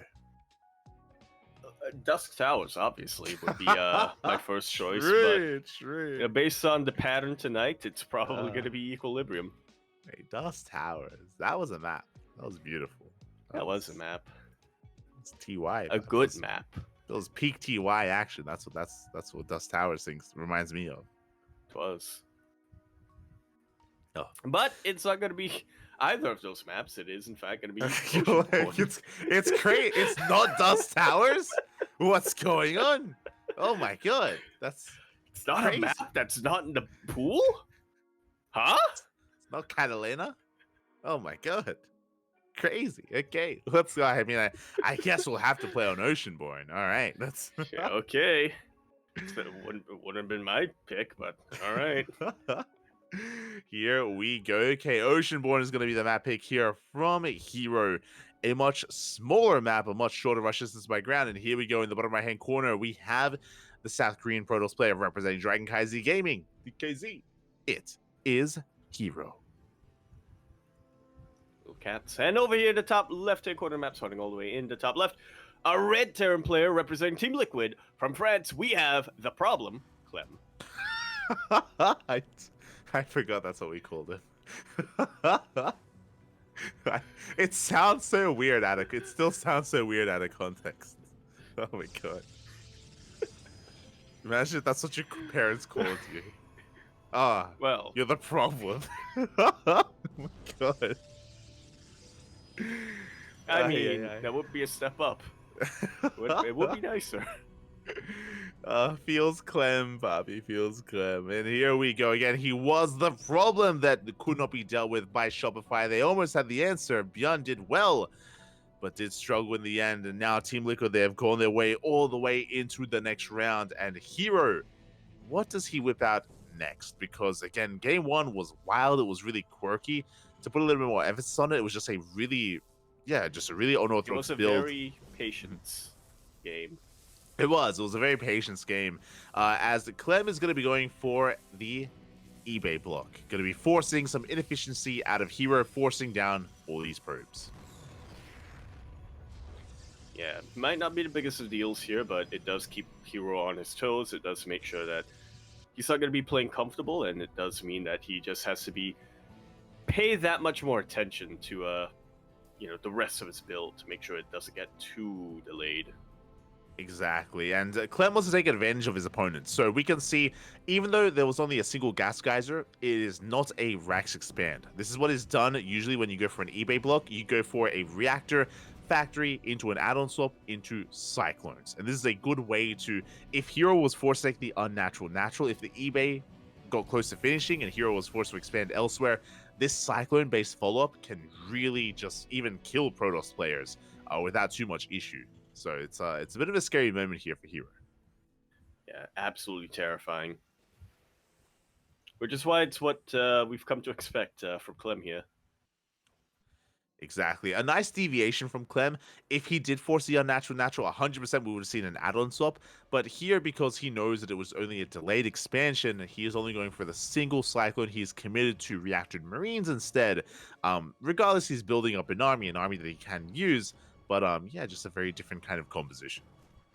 Yeah, not aiming to kill a base right off the bat, just looking to build up and apply a little bit of pressure on Hero. Ideally, try to contain him on these two bases, whilst he macros out back at home. He's getting his natural base on the high ground. He is going to be moving in for a bit of a scout. Yeah, exactly. He's moving out. Meanwhile, Hero going for a Stargate opener into Phoenixes. This is a little bit scary. Phoenixes, they can scale quite well early on, especially leading into the mid game.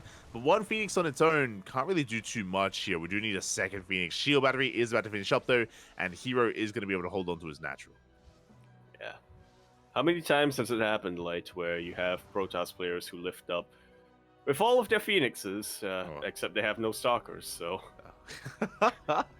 those units end up falling. Yeah, it's a little to bit the ground, slow. not taking damage. Yeah, that does happen. That does happen. Maybe they should. Not naming names, but Imagine a world where you lift up a unit, then you drop it. It takes they like take fall damage. Yeah. Yes. I want that, but I also want it to happen if you have Reapers knock a unit off a cliff with my the God. KD8 charges as well. What are you gonna say? I also want it with Medivacs when they drop Marines. They God. It's interesting. No, Marines would, they land on their feet. Or Yeah. they do the Assassin's Creed thing, so. Yeah, they roll. You just roll. Just roll when you're Exactly. falling, and then you don't take any fall damage. That's how it works. Yeah. The combat roll. Math. As Phoenixes are just going to be amassing, we can see Clem does fall back home. Does pull back here, just still working on his cyclone count, working towards stim, combat shields, a 3-1-1 setup here, pretty standard setup overall. The starport was delayed, so we do have an abundance of units to work with. Oh, as we do pick up the cyclone. The repairs. Yeah, repair coming in clutch. Still kind of weird that SCVs can repair a unit that's suspended in midair, but I'm not complaining. Yeah, it's okay. They throw their spanners up in the air, and they can twist knobs and make sure it stays afloat. It's like when you hit something with a hammer or with a wrench in video games, and then it gets repaired. Yeah, same logic. They throw it up, it connects. Shout out to TF2. Yep. That was exactly where my mind went. Yeah. And here we go. Clem is going to be pushing. Some reinforcements get caught out, but the Phoenixes are back at home, the Phoenixes are across the map, which means they are not back at home, which means Clem could get some damage done here with this army.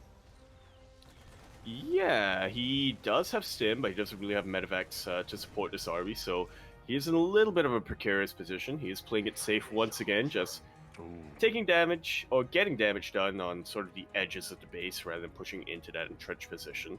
Yeah, meanwhile, Clem was hoping to deny the third, but we already have one on the way. in an interesting position. The center third base has been taken instead by Hero. And potentially a fourth? I'm watching that probe on the mini-map. I don't trust it. After game number 1, I don't think we can really count anything out here for Hero. Yeah, never trust the probe as the third base is being taken. Meanwhile, the Phoenixes, they do catch quite a lot of units here in the main base. Yeah, that's actually pretty impactful. It does delay Clem's reinforcements quite a bit. It does mean that he is being pulled back each and every time he tries to push out. So this third base of Hero can go completely unpunished. Oh, it really can, and from here, Hero is going to be able to get eyes on the move out, able to slow it down, pick off Marines, pick off Medivacs, and just delay any kind of push here. Hero with full map control behind this, going Phoenix into Colossus. Yeah, something that we expected to come out from him in game number 1. That's where, after he got that Robo facility, and that Robo Bay, that's where we thought he was taking towards, and he did eventually.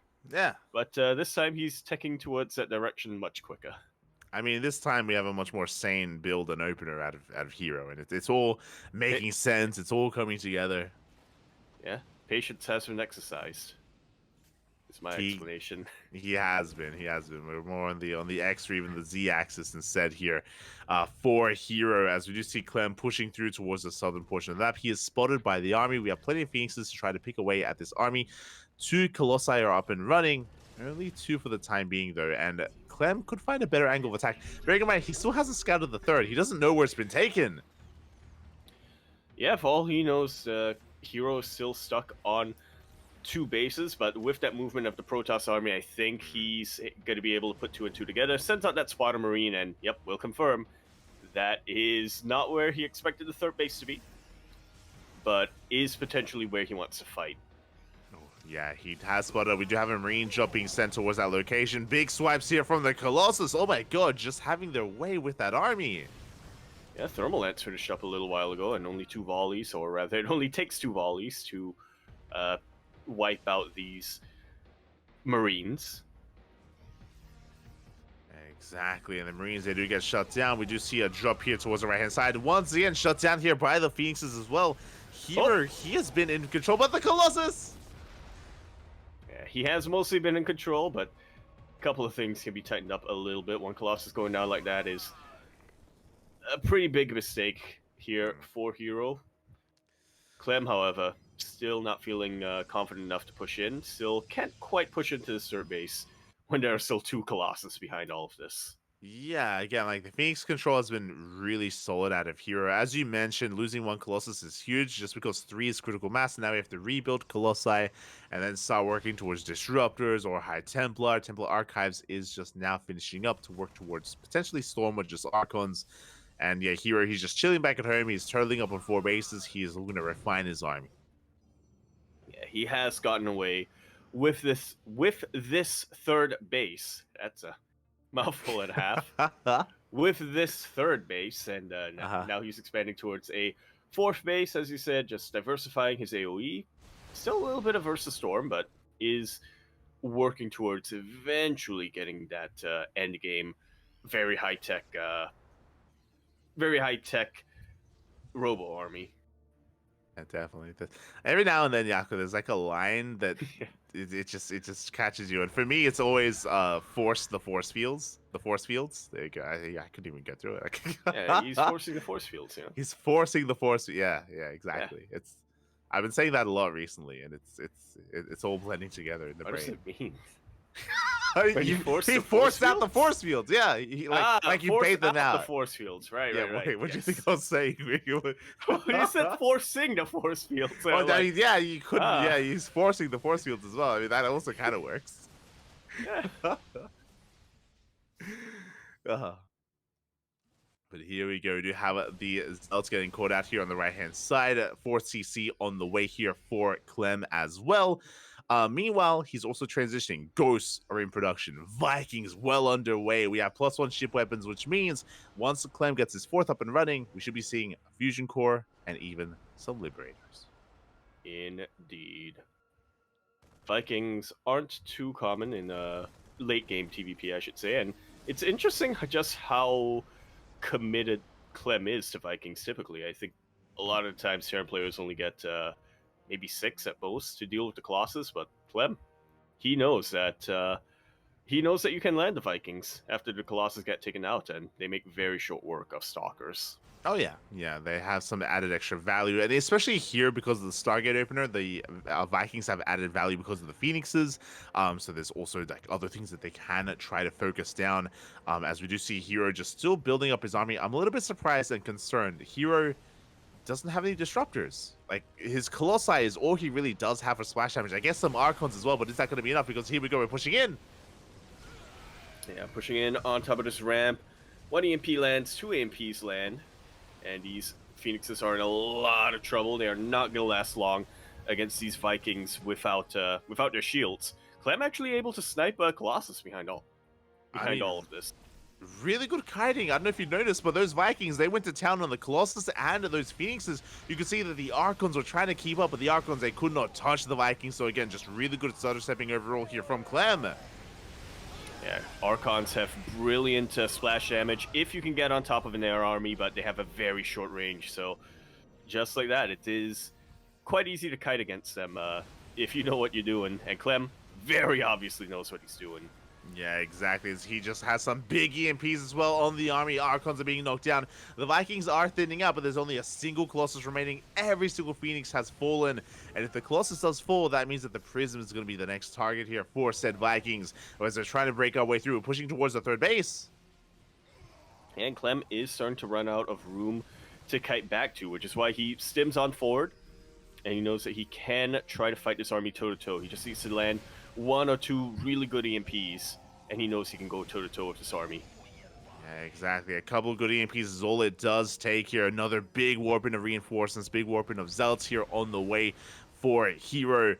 And Clem is still amassing his army here. He is trying to sneak out a 5th CC, but it has been spotted, and Hero may be looking to deny it.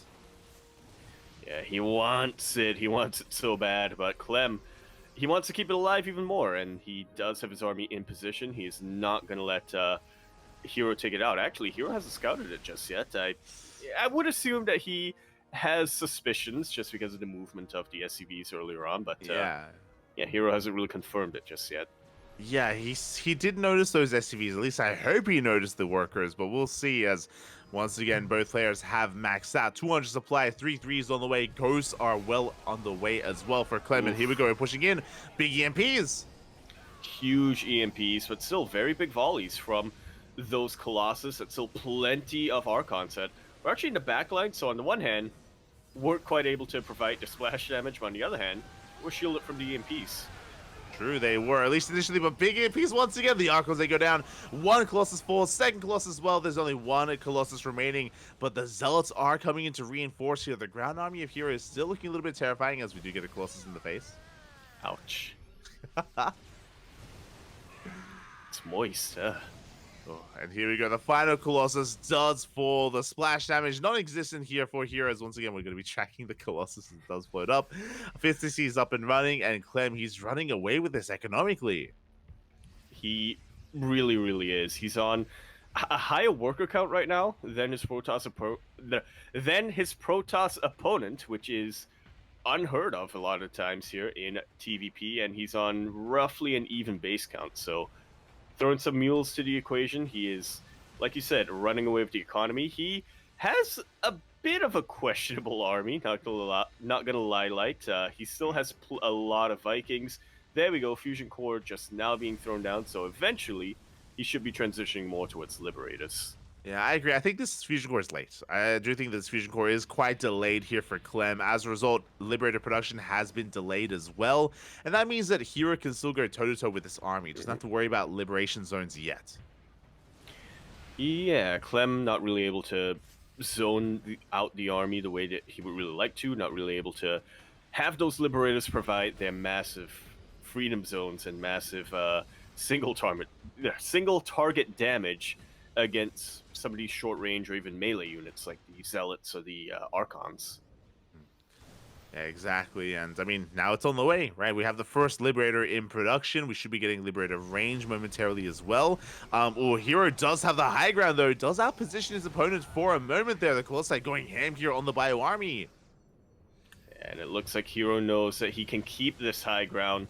And as long as he does, Clem will never want to really engage into this position. Now, Hero is in a little bit of a precarious position, though, because while he will have that high ground, he'll be stuck. So instead, he backs away. He's going to try to find damage elsewhere.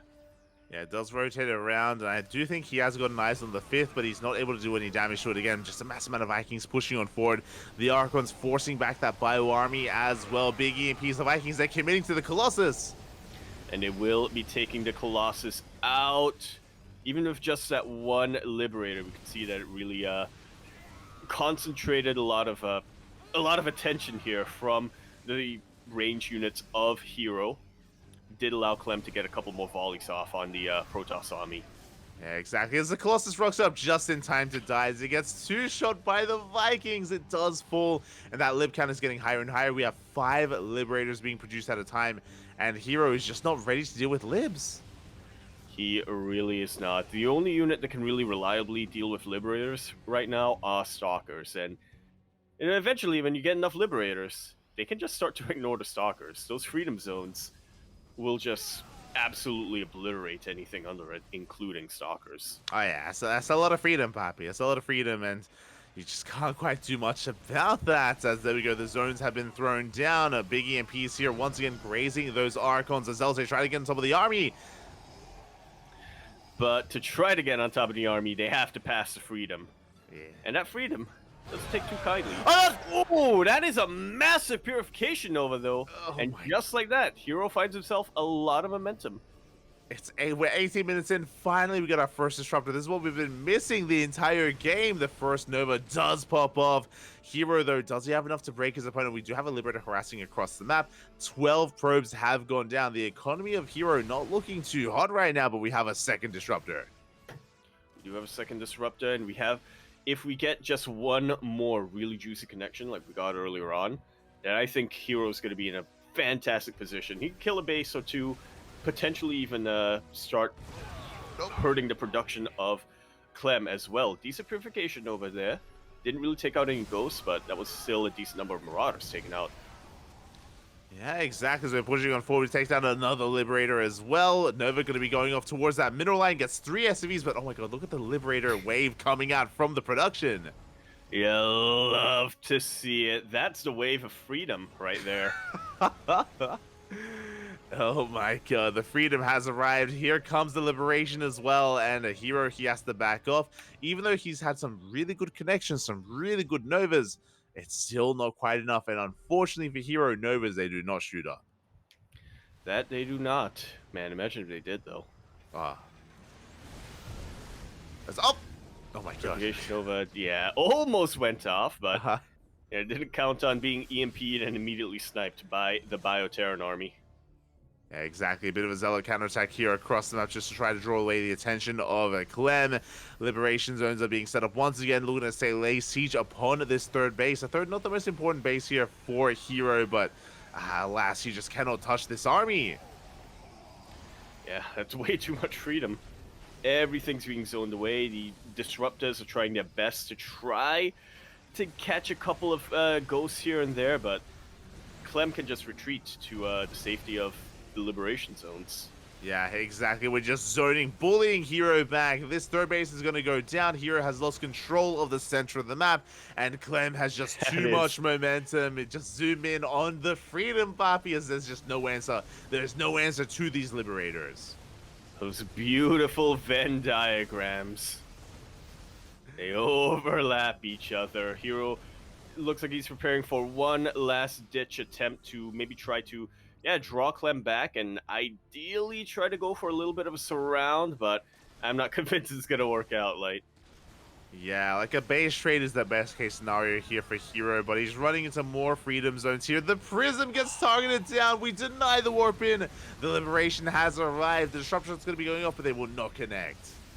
You can see Gateway units dying as they start getting warped in. GG is called. Clem will take that series 2-0. and force a revive here out of KaiZi Gaming. Double kill has been achieved. GG, well played. Clem, he 2-0s Dark, he 2-0s Hero. And now KaiZi Gaming, they are up against the wall. They have a revive. But who do they revive? Who indeed? Who? You know what? Against Clem.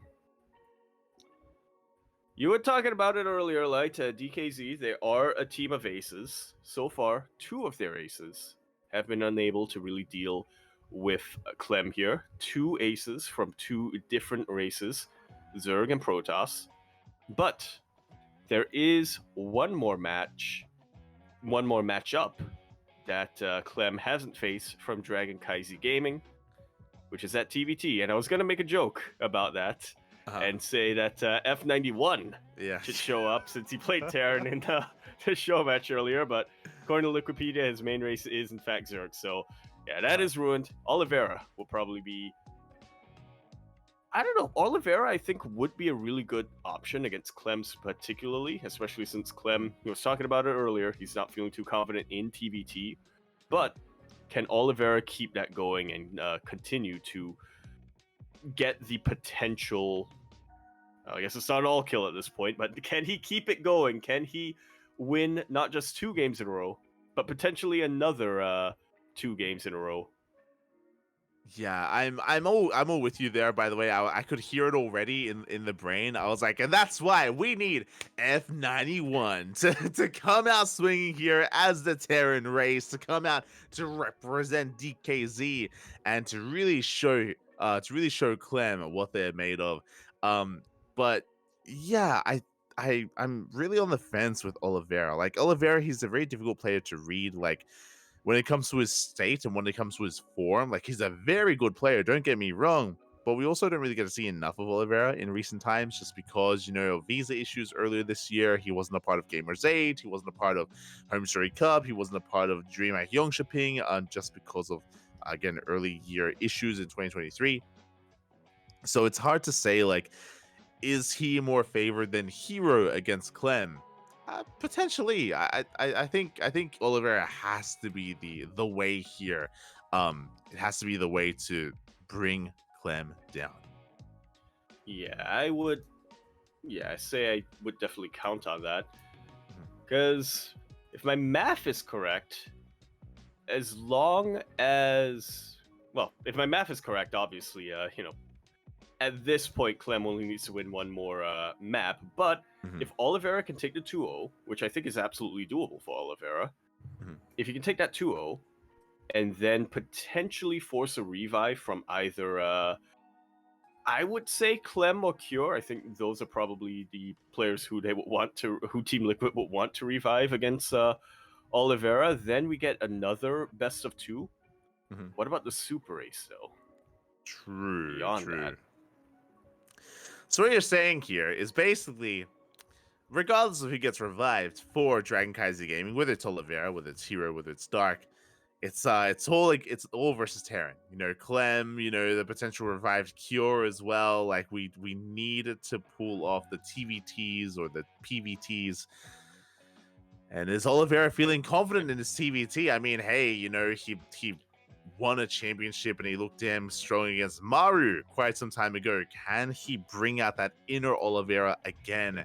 Can we do it? Can we pull it off? Can we pull it off? Look, all I'm saying here for Team Liquid is I don't see Skillus in the call. I don't see Elazer in the call anymore. And I'm not sure if Mana's feeling too up to it tonight. So in the end, I think we're definitely going to be seeing versus Terran matchups coming out from Team Liquid. Yeah, I can feel the TVTs, but you can see that our players are probably just deliberating. We're getting a little bit of insight here on some thoughts from Oliveira as well.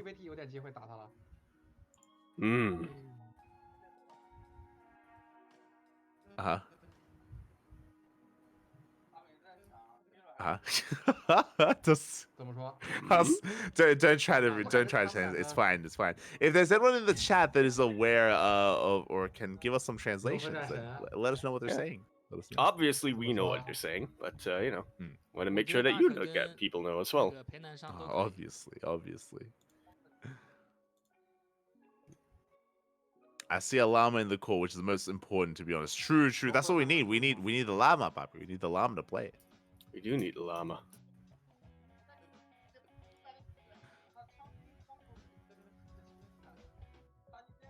But it says we have some sign language coming out from Hero here.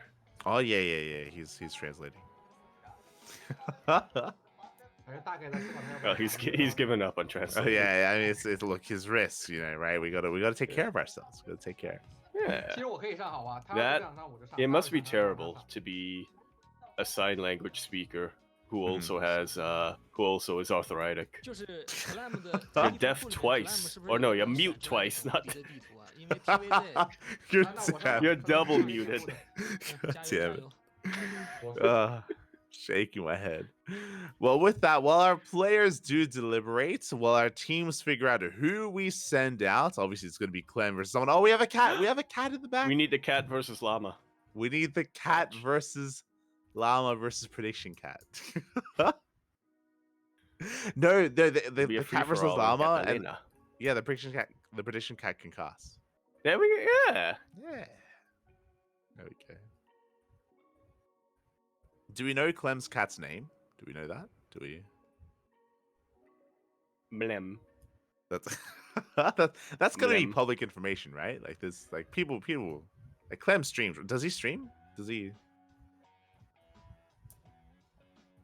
Is that a thing that he Not does? too much. Not to my knowledge. Okay. I don't know. I don't know think if he streams like twice a year or something. He streams like twice a year. Okay. If you know what the name of Clem's cat is, let us know. Blem.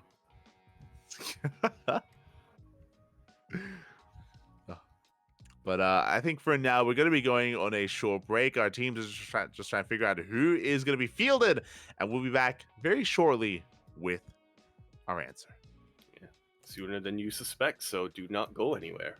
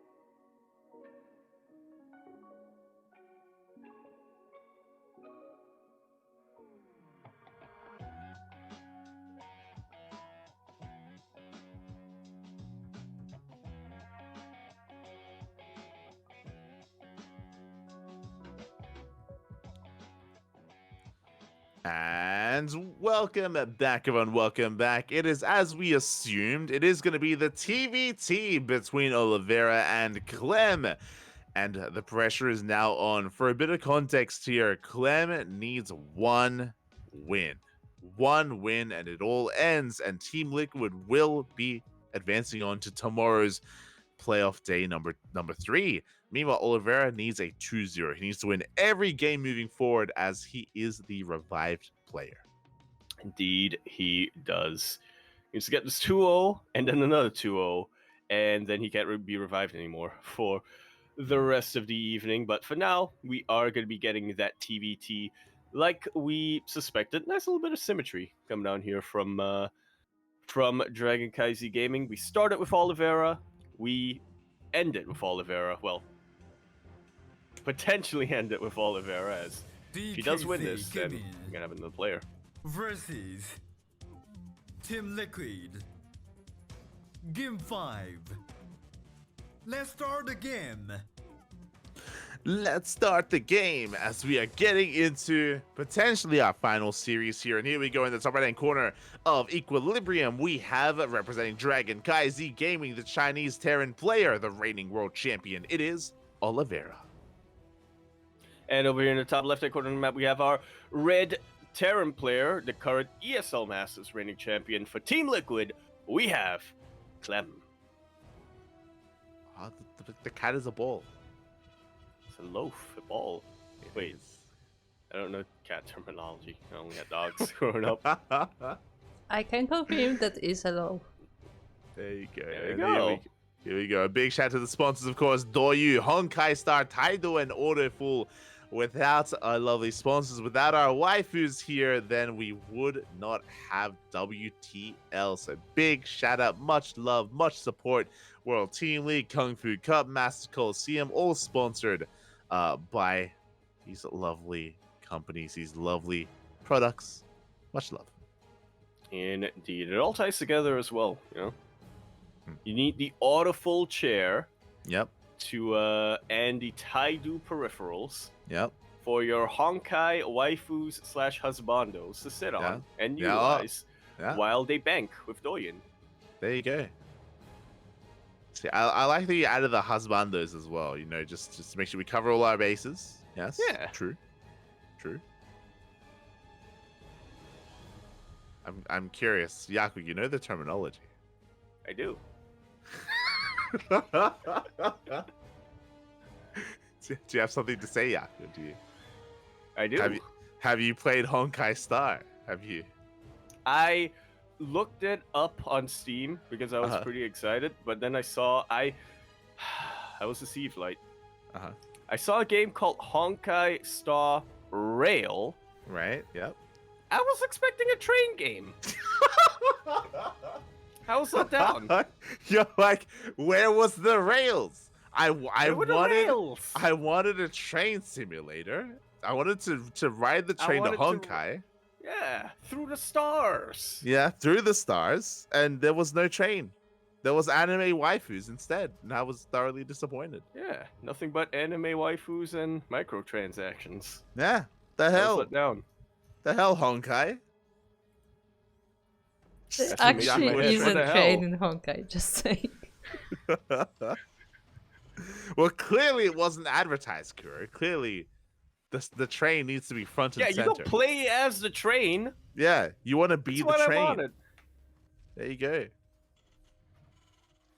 Beautiful. So we're getting into our TVT. Oh, right. Yeah. Speaking of trains, Cyclone's coming out. Yes, so we just see Clem going for a double gas opener. So Clem going for something much more aggressive here in nature. Clem, of course, being the red Terran player. With this, we have a Hellions and Reapers moving out. Oliveira went for something more economic, went for a Rax Expand. So Oliveira is going to be the defender here in this stage of the game. Marine's going to be going down. One Reaper does fall. And the other will follow suit thanks to this lock-on from Cyclone.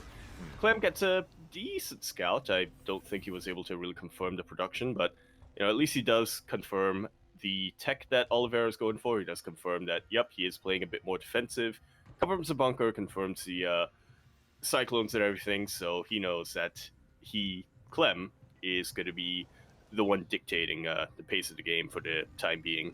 Yeah, as you mentioned, not the best trade out of Clem, right? He lost 3 Reapers in the process. He is producing Cyclones behind this, so Clem does have map control. But after Oliveira shut down all those Reapers, he knows that he should be feeling pretty safe, and immediately third CC. Third CC is on the way for Oliveira. He already has an economic lead, and Oliveira is going to extend that lead with a very fast third. Yeah, really might as well here.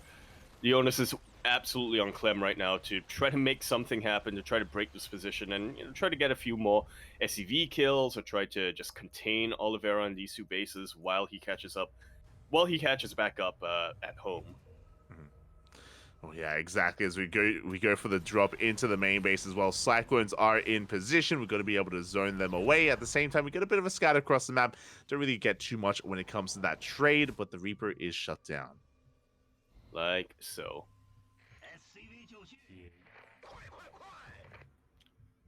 Meanwhile, both of our players teching in pretty much the same direction. I say teching in pretty much the same direction. Clem does not seem to have thrown down any additional Raxes just yet, but I would be very surprised if we were to see a mech game coming out from Clem. Yeah, exactly. As here we go, we do see ourselves just building up here on two bases. Stim is on the way from both players as well. Do have our third CC on the way for Clem. It is a bit later compared to his opponent. So again, Oliveira still has that advantage, but it's about whether or not he can get his third base up and running or not. We'll see. Yeah, it's definitely a very big if, and definitely what a lot of how the rest of the game goes is hinging on.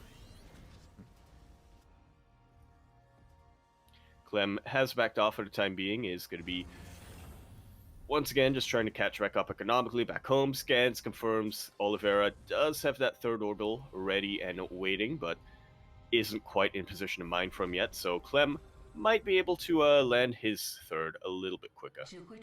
Yeah, exactly. We'll see if he is able to get that up and running. For now, both players, or I should say at least Clem, is looking to push out. There we go, third CC is on the way. The massive amount of Cyclones are looking quite terrifying. It's just a way to really be secure here in the early game. Cyclones can sometimes have a really hard time breaking entrenched positions, especially with a tank line. We'll see. We'll see if Clem can break through. We'll see what kind of position Oliveira will have as he does attempt to take a third. Yeah, the third still not landed just yet. The Cyclones are going to try to make sure that it never lands, but Clem gets eyes on this army, notices that the tank is on siege, will be disabling the tank. Hellions getting a couple of volleys off on the Marines, but it looks like there's just way too much bio here for Oliveira. Yeah, way too much by way too many auto turrets. We saw a sea of turrets thrown down. And Oliveira, he does hold on to his third base. Meanwhile, Clem, he goes for a jump into the main base, but he lost so much in the process already. We'll get some SCV kills, though. Already 7 SCVs go down. Yeah, some pretty necessary damage here for Clem to try to make up for his own losses earlier on, as we see in the battle report. Clem losing quite a bit more units, quite a bit more resources, especially in the gas count. So whatever he can do to really slow down Oliveira even further is going to help him out immensely, as both players' third bases are up and running, but Clem will have that slight worker lead. Will have that slight worker lead here after killing those 7 SCVs in the main base. So a nice kind of advantage here that Clem does have. Meanwhile, the onus is suddenly on Oliveira. Defending is not going to be good enough, not anymore. He needs to be the aggressor. And there we go, double drop towards the northern portion of the map. We have a turret, a spotter turret in position to deny the drop, though. Nobody ever suspects it. The spotter turret is there. Meanwhile, Clem going for his own drop as well. We do see Oliveira coming across that turret. There we go. He's going to be zoned away already. But Oliveira, he does spot the triple drop in the center of the map. Yeah, very ballsy move to try to unload on top of that, and he will get completely sandwiched by the double drop and by the main army of Oliveira. Things have just gone from bad to worse to even worse here for Clem, as that tank does get disabled. Another tank gets disabled, and there is only one tank remaining right now for Clem to really try to defend against all of this. This orbital is going to go down. Oh, it's so close to going down here as it barely does survive due to the repairs. Big save there from Clem. He's going to try and hold on, but pushing into tank range, and he's going to be losing far too much here. Oliveira looking to snowball out of control. He has broken the third base. He's broken the main army. There's still a handful of tanks remaining here, but it looks like Oliveira may just barely have too much. Yeah, it looks like there isn't enough to buffer here. GG's called. Oliveira going to be taking game number 1. GG, well played, and we spoke about it. TVT is where we can stop Clem in his tracks. We saw it happen earlier with Bjorn, and now we see it here with Oliveira. Indeed, we do. Nicely done here from Oliveira. Very aggressive move out. I mean, after getting that sandwich on top of the triple drop from Clem, he smelt opportunity in the water, and he just went straight for it. Kept parade pushing afterwards, and yeah, that was a very solid game number 1 coming out here from Oliveira. Yeah, as you mentioned, right, like Clem did have a slight lead. Like he did find himself in a good position after the drop play, after the push, but after he lost that triple drop in the center of the map, after he got collapsed upon, things very quickly snowballed in favor of Oliveira. He smelled blood in the water. He went for the kill, and he was able to break Clem before Clem could really stabilize and get into a solid 3-base setup and 3-base production. Indeed, he did. Man, there was just one more tank there for Clem, or just a handful more Marines, you know. We would have had a bit of a longer game on our hands, but it was not to be. 'Twas not to be in the end here. It was not to be, and with that, we are going to be getting ready for game number 2. Now, as a reminder to everyone, Oliveira needs a 2-0 here. If he drops one more map, if Clem wins this, then Team Liquid will be victorious here today. They will advance on into day number 3 of the playoffs. Meanwhile, Oliveira, if he gets the win here, he will force the revive from Team Liquid. Indeed. And then we have another best of 2 on our hands there. Mhm. And then if that goes 1-1, Yep. then we have a super ace on our hands. Hey, there you go. That is true. That is all true here. So we'll see if we do end up in that scenario. Again, it's going to be Clem's map of choice going for Hard Lead. Indeed, interesting pick. As we load into Hard Lead, in the top left-hand corner, we have a Blue Terran, current reigning champion, world champion. We have representing Dragon KaiZi Gaming, DKZ. We have Oliveira. Let's go. And spawning in the right-hand corner, we have his opponent. We have the French Terran player, the Red Terran representing Team Liquid. Looking to fight back, it is Clem. And this, I would say, is a pretty interesting map pick from Clem. We saw in game number 1, we saw just how quickly things can really snowball on a map like Equilibrium when you have a short rush distance, when you are able to reinforce a lot quicker. Hot Lead is similar, but dialed up to 11. Oh, yeah, exactly. You can see a lot of aggression here on Hard Lead. I'm a little bit jarred just because usually, today, historically, whenever we cast a TVT here, there's like some proxy and some cheese going on. But not this time. There's no Beyond to proxy 2x or anything crazy like that. Yeah, I guess, technically today is history, so. There you go. Was with it that. technically yesterday for you? And True. Unironically true. it was technically yesterday for me, so. Yeah. What time is it? Is it 3 a.m.? 3? It is not quite 3, it is 2:39. Oh, let's go. It's 5:39 here in Australia. The sun is rising. I can see the sun rising over the horizon. It's there. I forgot it's summer over there. Yeah, it is. Is it not somewhere in Singapore? It's summer all the time and also never. 5:30 is way too early for the sun to be rising here. Okay. It's all pitch darkness. I wish.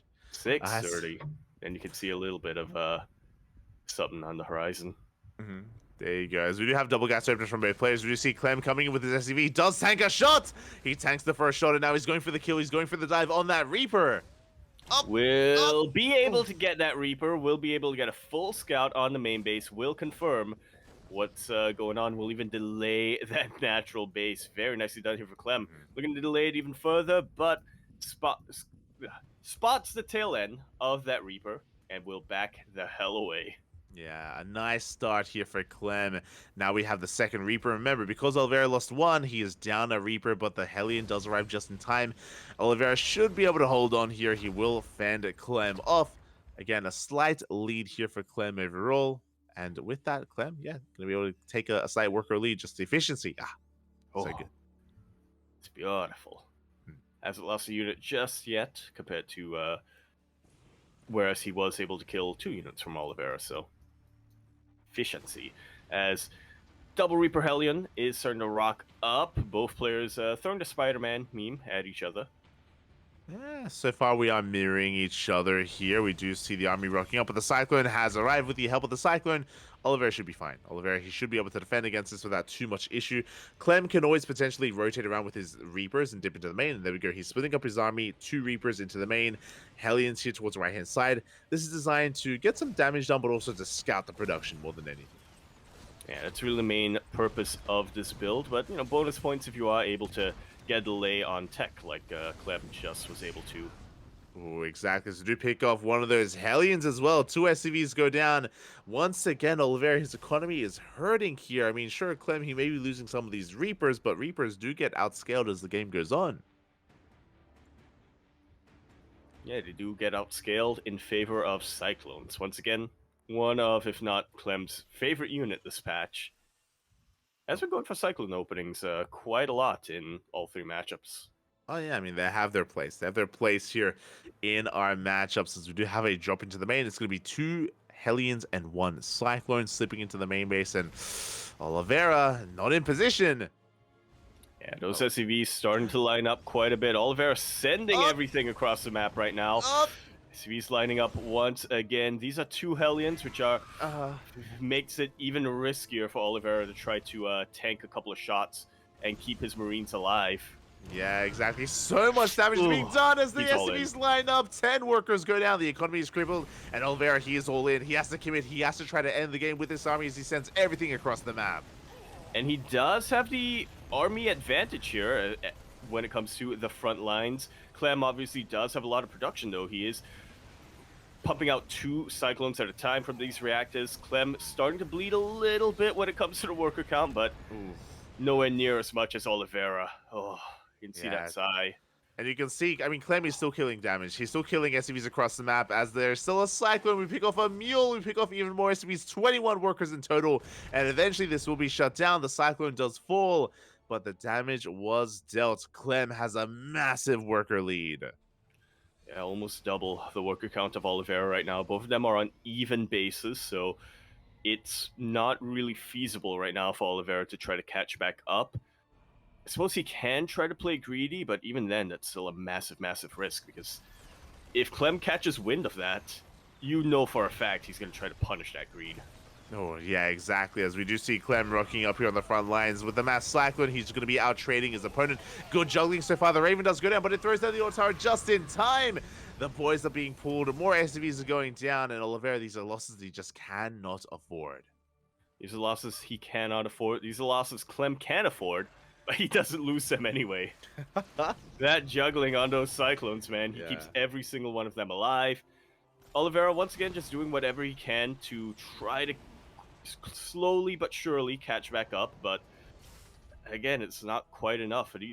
When these 3 SCVs of Clem went down, Oliveira also lost another 3 of his own.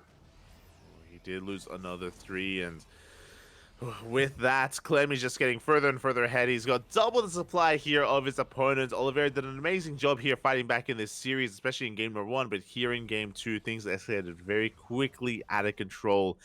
Took a big risk by moving out. So it was a pseudo base trade at the start of the game. He did kill a lot of SCVs. Remember, he killed like 12, I want to say, but that paled in comparison to the 21 that Clem got. It's like opposites. It is. And here we go with our mass cycle. We're pushing in, looking for the kill move. What do we have to defend? Do we have any tanks? What? Yeah, there's 1 tank at the natural base. 1 tank is okay, but I'm not too sure if that's going to be enough. One tank is okay. 0 tanks is pretty hopeless, and that's unfortunately the position Oliveira is in right now. With that disable, everything's going to go down, and this is why Heartled is such a snowballing map. It really is. There's 1 tank here in the main base. It gets focused down as well. Clem, he has far too much camping the production as well. Nothing can come out. Nothing can survive as we get into the mineral line. And Oliveira is just letting it sink in at this point. GG gets called. Clem will take down Oliveira, and Team Liquid will take down Dragon KaiZi Gaming.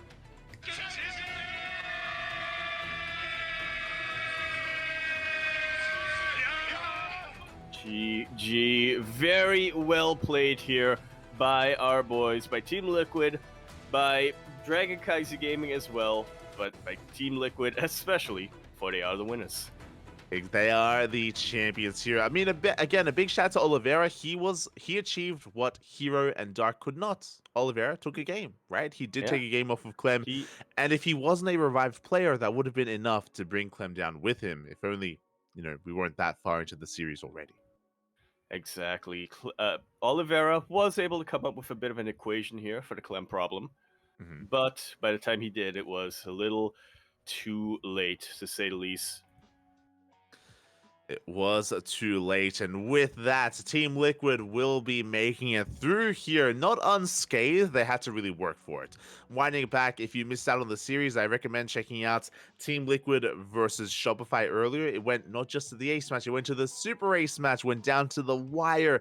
It could have gone either way. It could have very much so gone either way in favor of Team Liquid or Shopify. It was so close. Yeah, absolutely. It's one of those matches where I think if just one series was swapped, or if one player was swapped in the sequence of players that were sent out, we could have seen a completely different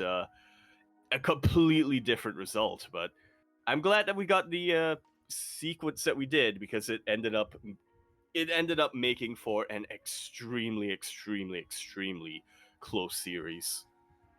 Yeah, it really did. And again, it's a bit of a Cinderella story where Team Liquid, they were not really highly rated coming into the playoffs. They struggled to make it into the playoffs as well.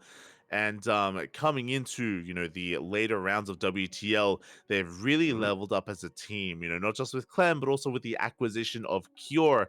They were able to barely make it into the playoffs. And here in the playoffs, they are looking very much so in form, and they could go for a bit of a royal roader in a way. Like they could go for a deep run to maybe even vie for the #1 spot.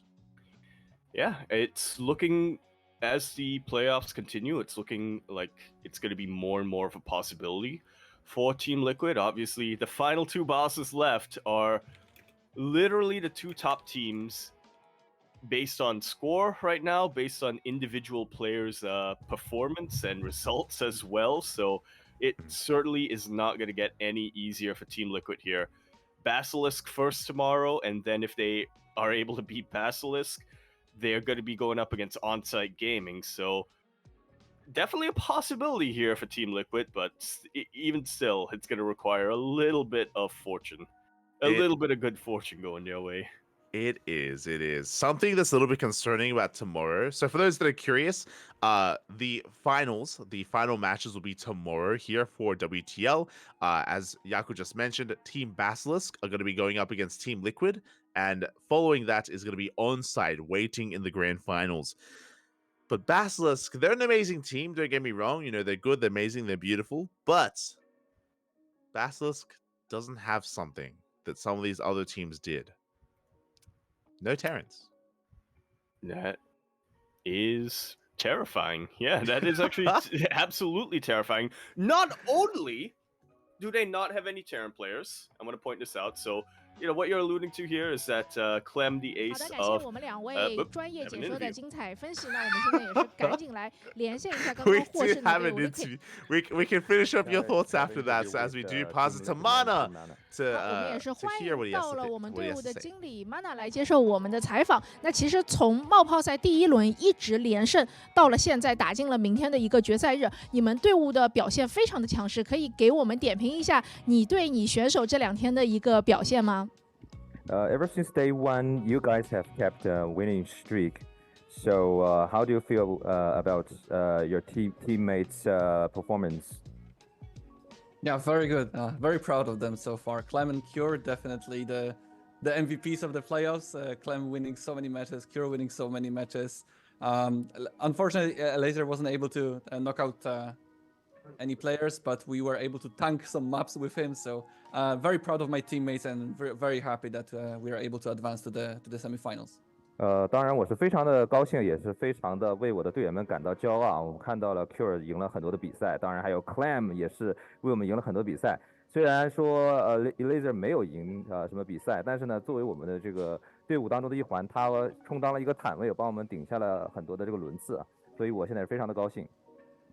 是的，胜利跟整个队伍是密不可分的，包括其实平时的日常训练也是整个队伍的队员会在一起做队内的这个交流训练，所以说胜利是属于整个队伍的。当然了，其实这2天的连胜跟你的排兵布阵也是密不可分的，可以给我们简单的分析一下这2天你是怎么去部署你的队员去应对你的对手的呢？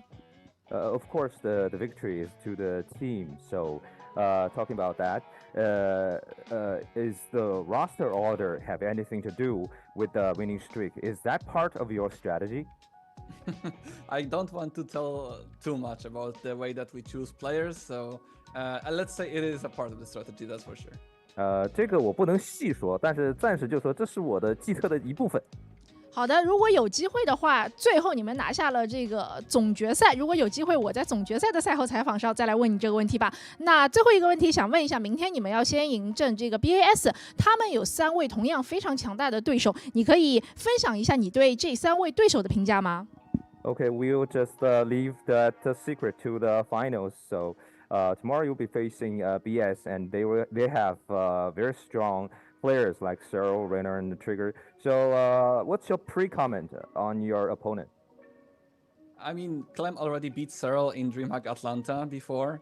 He's been beating Rainer many times before. Now we have Cure as well.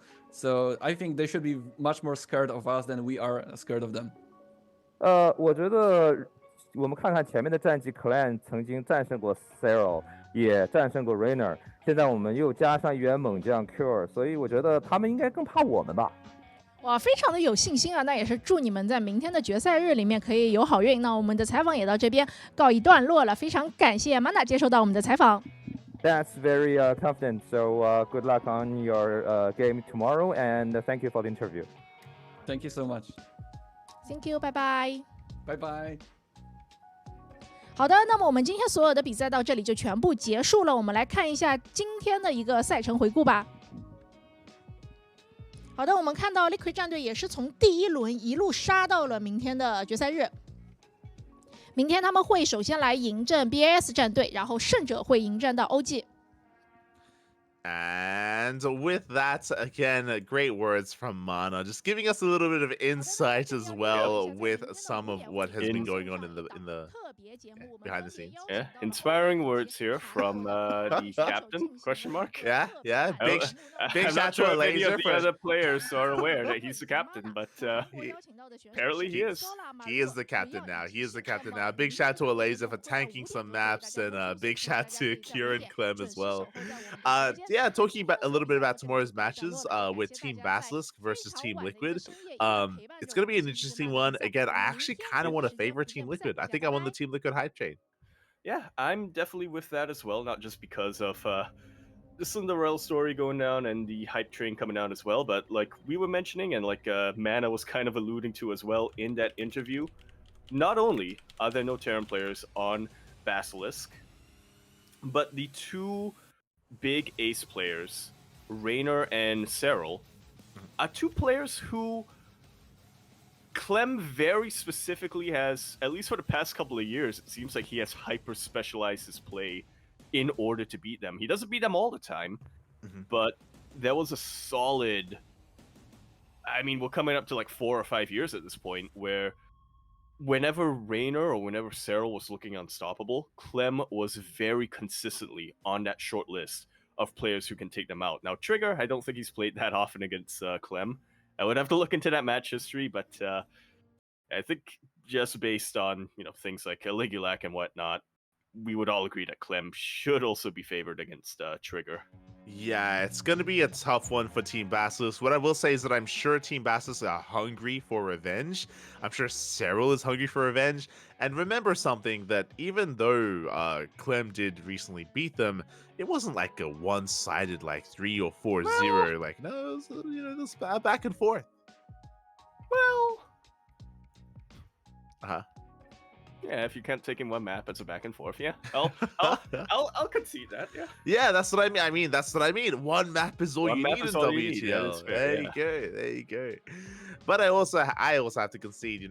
Team Basilisk, again, they don't have a Terran player. They don't have the answer to the Clem problem, and that's going to be a big issue for Team Basilisk. Going to be a big mountain for them to climb. So if you're in the chat, make sure you are here tomorrow for the conclusion of WTL Winter Season. Indeed.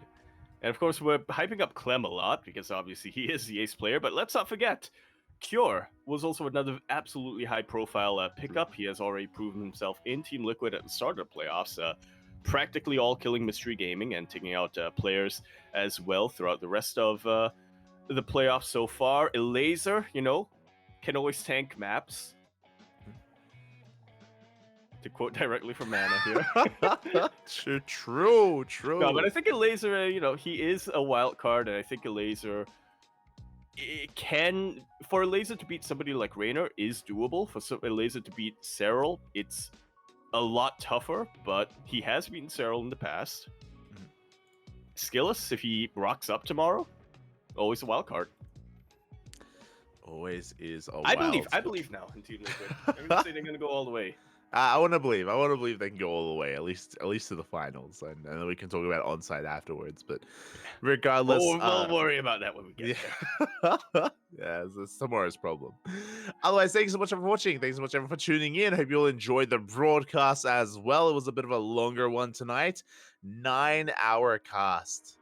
It is 6 a.m. in the morning here in Australia. The sun has risen. It's time for veg, papi. It's time for bed. Let's go.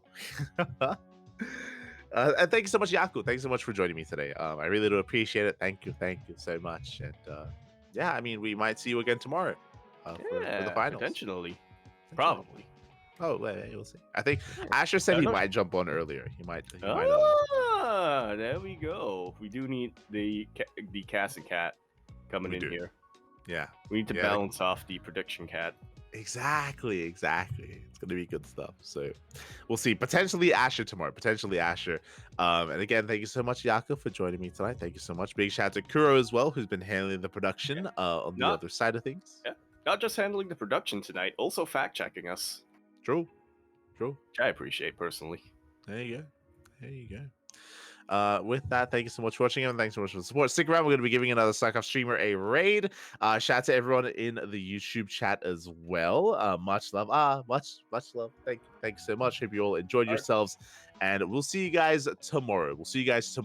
For the finale of the World Team League. Someone was asking in the chat, are there going to be show matches tomorrow? The answer is no. I believe we only had show matches for day 1 and day 2. Day 3 will be exclusively the main event, the Team League matches. Indeed. Well, we might have a challenge, a pre-show challenge. But we'll see. We shall see. Outside of that, thank you so much for watching, and thanks so much for the support. ! Socials. Follow us on Twitter, follow us on Instagram, YouTube, Discord, all things CranKy. Ducklings, our VODs are uploaded to YouTube on a daily basis as well, so make sure to check them out. Otherwise, we'll see you guys tomorrow for some more World Team League action. We'll see you then. Bye-bye. Bye-bye.